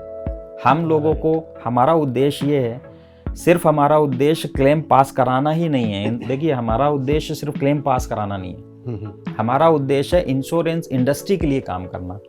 इंश्योरेंस इंडस्ट्री जब डेवलप होगी तो नेचुरली इंश्योरेंस इंडस्ट्री से जुड़ा हुआ जितने भी लोग हैं सभी डेवलप होंगे। राइट, और हमें इंश्योरेंस इंडस्ट्री के लिए काम करना है। तो इसलिए हम ये चाहते हैं और ये हमारी काम करने का तरीका है कि अगर कोई ऐसी चीज़ें हैं जिसमें उस क्लाइंट को या पॉलिसी होल्डर जो हैं उनको प्रॉपर गाइड करना और उनको बताना ये चीज़ कि आपका जो ये आपके साथ ये हुआ है ये गलत नहीं है, ये सही है, इसलिए कि आपका क्लेम पेबल नहीं है। और जब हम उन लोगों को वो चीज़ टेक्निकली समझाते हैं तो ऐसा कोई भी आज तक हमारे पास केस नहीं आया या ऐसा कोई भी पॉलिसी होल्डर ऐसे नहीं है हमारे जिन्होंने हमारी बात को डिफ़र किया हो। वो प्रॉपर सेटिस्फाइड हो जाते हैं और उनका फेथ इंश्योरेंस कंपनी में जो ख़त्म होने वाला था वो ख़त्म होने से बच जाता है। जो उनके एजेंट के ऊपर उनका फेथ ख़त्म होने वाला था वो भी ख़त्म होने से बच जाता है। और वो इंश्योरेंस कंपनी की जो पॉलिसी को ब्रेक करने वाले थे उसको भी वो कंटिन्यू करते हैं और इंश्योरेंस पे अपना विश्वास बना के रखते हैं और वो कंटिन्यू करते हैं उस पॉलिसी को और समझते हैं उस चीज़ को कि नहीं अब हमको सही सलाह मिली है, हमें परेशान नहीं होना। और अगर वो क्लेम ऐसा है या उनका वो डिस्प्यूट ऐसा है जो वाकई में नहीं होना चाहिए था पर हुआ, तो फिर उस केस को हम लोग लेते हैं और फिर हमारी टीम उसमें लगती है। एक्सपर्ट की हमारी जितनी भी टीम है उसमें काम करते हैं हम लोग, उसको देखते हैं, उसके डॉक्यूमेंटेशन पे देखते हैं, रीजंस देखते हैं, बात करते हैं, फिर उसको हम प्रॉपरली लेके फिर उनको हम लोग काम उनका जो भी केस है वो करा के उनका प्रॉब्लम सॉल्व करके डिस्प्यूट का जो भी रिजोल्यूशन है वो करके उनको देते हैं। ओके, तो इसमें कितना टाइम लग जाता है सर? जैसे मैंने आज आपसे आज बात करी, मैंने आपका ऑनलाइन विजिट करा, मैंने आपको अपनी समस्या बता दी, तो अप्रॉक्स कितने टाइम में? 3 डेज़ में हम लोग अपनी ओपिनियन दे देते हैं। 3 डेज़ में उनको उनकी ओपिनियन मिल जाएगी। अगर हमें पूरे प्रॉपर पेपर मिल गए, हाँ इट जी। Will take 3 days. Okay. 3 days में हम उनको हमारी ओपिनियन दे देते हैं। तो विद इन 3 डेज आप वहाँ पे बता देते हैं कि हाँ कंटिन्यू करेंगे या नहीं करेंगे। Yes, right. बिल्कुल। और अगर सही निकलता है उसके बाद कितने दिन लगते हैं? अगर claim के केस लिए? उसका ऐसा है जो लेने लायक है हाँ जी। या उनका केस को लड़ने लायक है वो केस या लिटिगेशन में लेने लायक है, तो फिर ये डिसाइड करना पड़ता है कि ये किस फोरम पे इस केस को लगाना है। क्योंकि देखिए हर केस की ज्यूरिडिक्शन अलग है। कई जगह पे वो उस एक अमाउंट फिक्स होता है, उस अमाउंट से ऊपर का केस है तो आपको दूसरे कोर्ट में जाना पड़ेगा, उससे ऊपर है तो आपको दूसरे कोर्ट, स्टेट कमीशन है, डिस्ट्रिक्ट कमीशन है, नेशनल कमीशन है, बीमा लोकपाल, ऐसे बहुत सारे अलग अलग प्लेटफॉर्म होते हैं, एस्केलेशन मैट्रिक्स होते हैं। इंश्योरेंस कंपनियों से भी बात करते हैं, कोशिश करते हैं कि वहीं से उनका काम हो जाए, वहीं पे उनको समझा के उनका क्लेम दिला दिया जाए। तो बहुत सारे हमारे मैटर्स ऐसे हैं जो तो वहीं पे शॉर्ट आउट हो जाते हैं। कुछ मैटर्स ऐसे हैं जो जिस फोरम में गए उस फोरम की अपनी जो प्रोसीडिंग टाइम है वो उसमें ऐड होती है। बाकी हमारा अपनी अगर आप बात करें तो हमारी अपनी प्रोसीडिंग टाइम जितनी जल्दी से जल्दी हम चाहते हैं कि लोगों को उसको डिस्पोजल मिले, उतनी जल्दी हम कराने की कोशिश करते हैं उसको। बाकी जो कोर्ट की प्रोसीडिंग होती वो उस पर डिपेंड करता है। ओके, जैसे आपने बात करी लैक ऑफ अवेयरनेस की, तो क्या प्रयास है आपके इसको लेकर के कि लोगों तक ये पहुँचे? हमारे जो हमारे एसोसिएट्स हैं, हाँ जी, उन एसोसिएट्स के माध्यम से हम चाहते हैं कि ये बात लोगों तक पहुंचे। एक आम आदमी जो होता है, आम नागरिक है, उस तक ये बात पहुंचे, इसलिए हमारे एसोसिएट्स के माध्यम से भी करते हैं। हमारे अपने जो अवेयरनेस प्रोग्राम्स चलते हैं जो उस पर भी हम लोग करते हैं।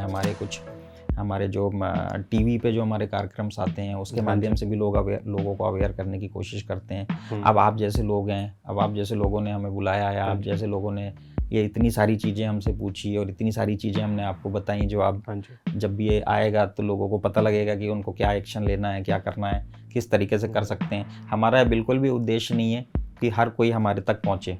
हमारा ये उद्देश्य है अगर कोई व्यक्ति अपनी प्रॉब्लम को खुद ही सॉल्व कर ले हमारी एक्सपर्ट ओपिनियन से, तो उससे अच्छा कुछ भी नहीं हो सकता। राइट। और सर ये भी बड़ी बात होती है कि एक ऐसी समस्या जिसका समाधान कोई नहीं कर पा रहा था, उस समस्या को आपने उठाया और आज क्लेम्स निदान जो कि मध्य प्रदेश में तो पॉपुलर है ही, आप उसको पूरे भारत तक पहुंचा रहे हैं। ये अपने आप में ही बहुत बड़ी बात है और ये एक्चुअली कहते हैं ना कि बहुत ही रियल प्रॉब्लम है, ग्राउंड मतलब रूट लेवल की प्रॉब्लम है। उसको सॉल्व करना अपने आप में बहुत बड़ी बात है और मदद कर रहे हैं आप लोगों की, उसके लिए सर आपका धन्यवाद। सर हम हमेशा अपने गेस्ट से एक स्टोरी पूछते हैं कि अच्छा टाइम और बुरा टाइम हर व्यक्ति ने देखा होता है। अच्छा टाइम बुरा टाइम पैसे से तो आता नहीं, वो तो पैसे वालों के साथ भी होता है और जिनके पास नहीं है उनके साथ तो होता ही है। तो 2 स्टोरी अगर आप बताना चाहें, एक ऐसी स्टोरी जो आप कभी भूल ही नहीं सकते अपनी लाइफ में और एक ऐसी जो याद ही नहीं करना चाहते आप। नहीं, आपने बिल्कुल सही बोला कि अच्छा और बुरा टाइम जो होता है उसका पैसे से कोई लेना देना नहीं है। मैं भी यही मानता हूँ और मेरा अपना अनुभव भी रहा है। हाँ जी। कि पैसे से खुशी का कोई लेना देना नहीं है, क्योंकि अगर ऐसा होता तो सारे पैसे वाले आज खुश होते। तो खुशी जो होती है वो कई लोगों की खुशी डिपेंड करती है कि उनको किस चीज़ में खुशी मिल रही है। तो हमारा तो सबसे अच्छा टाइम यही है जो हमारा चल रहा है। हम जिस जीवन में हम जो आज करंट लाइफ है हमारी या हमारा वर्तमान का जो समय है और जिस तरीके से हम लोगों के लिए काम कर पा रहे हैं और जब उनकी खुशी हम लोग देखते हैं अपने फेस पे, जैसे मैंने आपको बताया कि वो अंकल वाली मैंने आपको स्टोरी बताई थी, ऐसे बहुत सारे लोग हैं बहुत ज़्यादा परेशान और ऐसे लोग हैं जो बेचारे जो कुछ नहीं कर पाते, उनके लिए जब कुछ करें दिल से और उनको जब वो उनका हक का पैसा मिलता है और उनकी प्रॉब्लम शॉर्ट आउट होती है और वो जो उनकी खुशी है, तो वही खुशी देख के ना हमारा सबसे अच्छा समय तो वही होता है। और अभी हमारा जो चल रहा है वो सबसे अच्छा समय चल रहा है, क्योंकि हम इतने सारे ढेर सारे लोगों की हेल्प कर पा रहे हैं और लोग हमसे लगातार जुड़ते चले जा रहे हैं और आगे तेज़ी के साथ हमारी टीम बढ़ रही है। तो ये हमारा सबसे अच्छा समय है। और अगर आप सबसे बुरा समय कहें तो नो डाउट वो मेरे लिए नहीं, वो तो सबके लिए सबसे बुरा समय होगा जो हमने देखा है, हमने और आपने सबने देखा है, कोविड और कोरोना का समय, जिसमें हमने लोगों को परेशान होते देखा है, मरते हुए देखा है और इलाज की कमी से लोगों को मरते हुए देखा है, इंश्योरेंस की वजह से जो लोगों को परेशानी हुई वो देखा है। तो हमारी, अगर मैं प्रोफेशनल अपनी लाइफ की बात करूं तो मेरा सबसे देखा जाए तो वर्स्ट टाइम वही था और सबसे अच्छा समय अभी है। ठीक है, तो सर अब शो को हम करते हैं रैप अप। और जिस प्रकार का आप काम कर रहे हैं और जो समस्या आपने उठाई है वो एक जेन्युइन समस्या है और लोग आपके साथ जुड़े इस अभियान में और जागरूकता और होनी चाहिए लोगों के अंदर इसको लेकर के।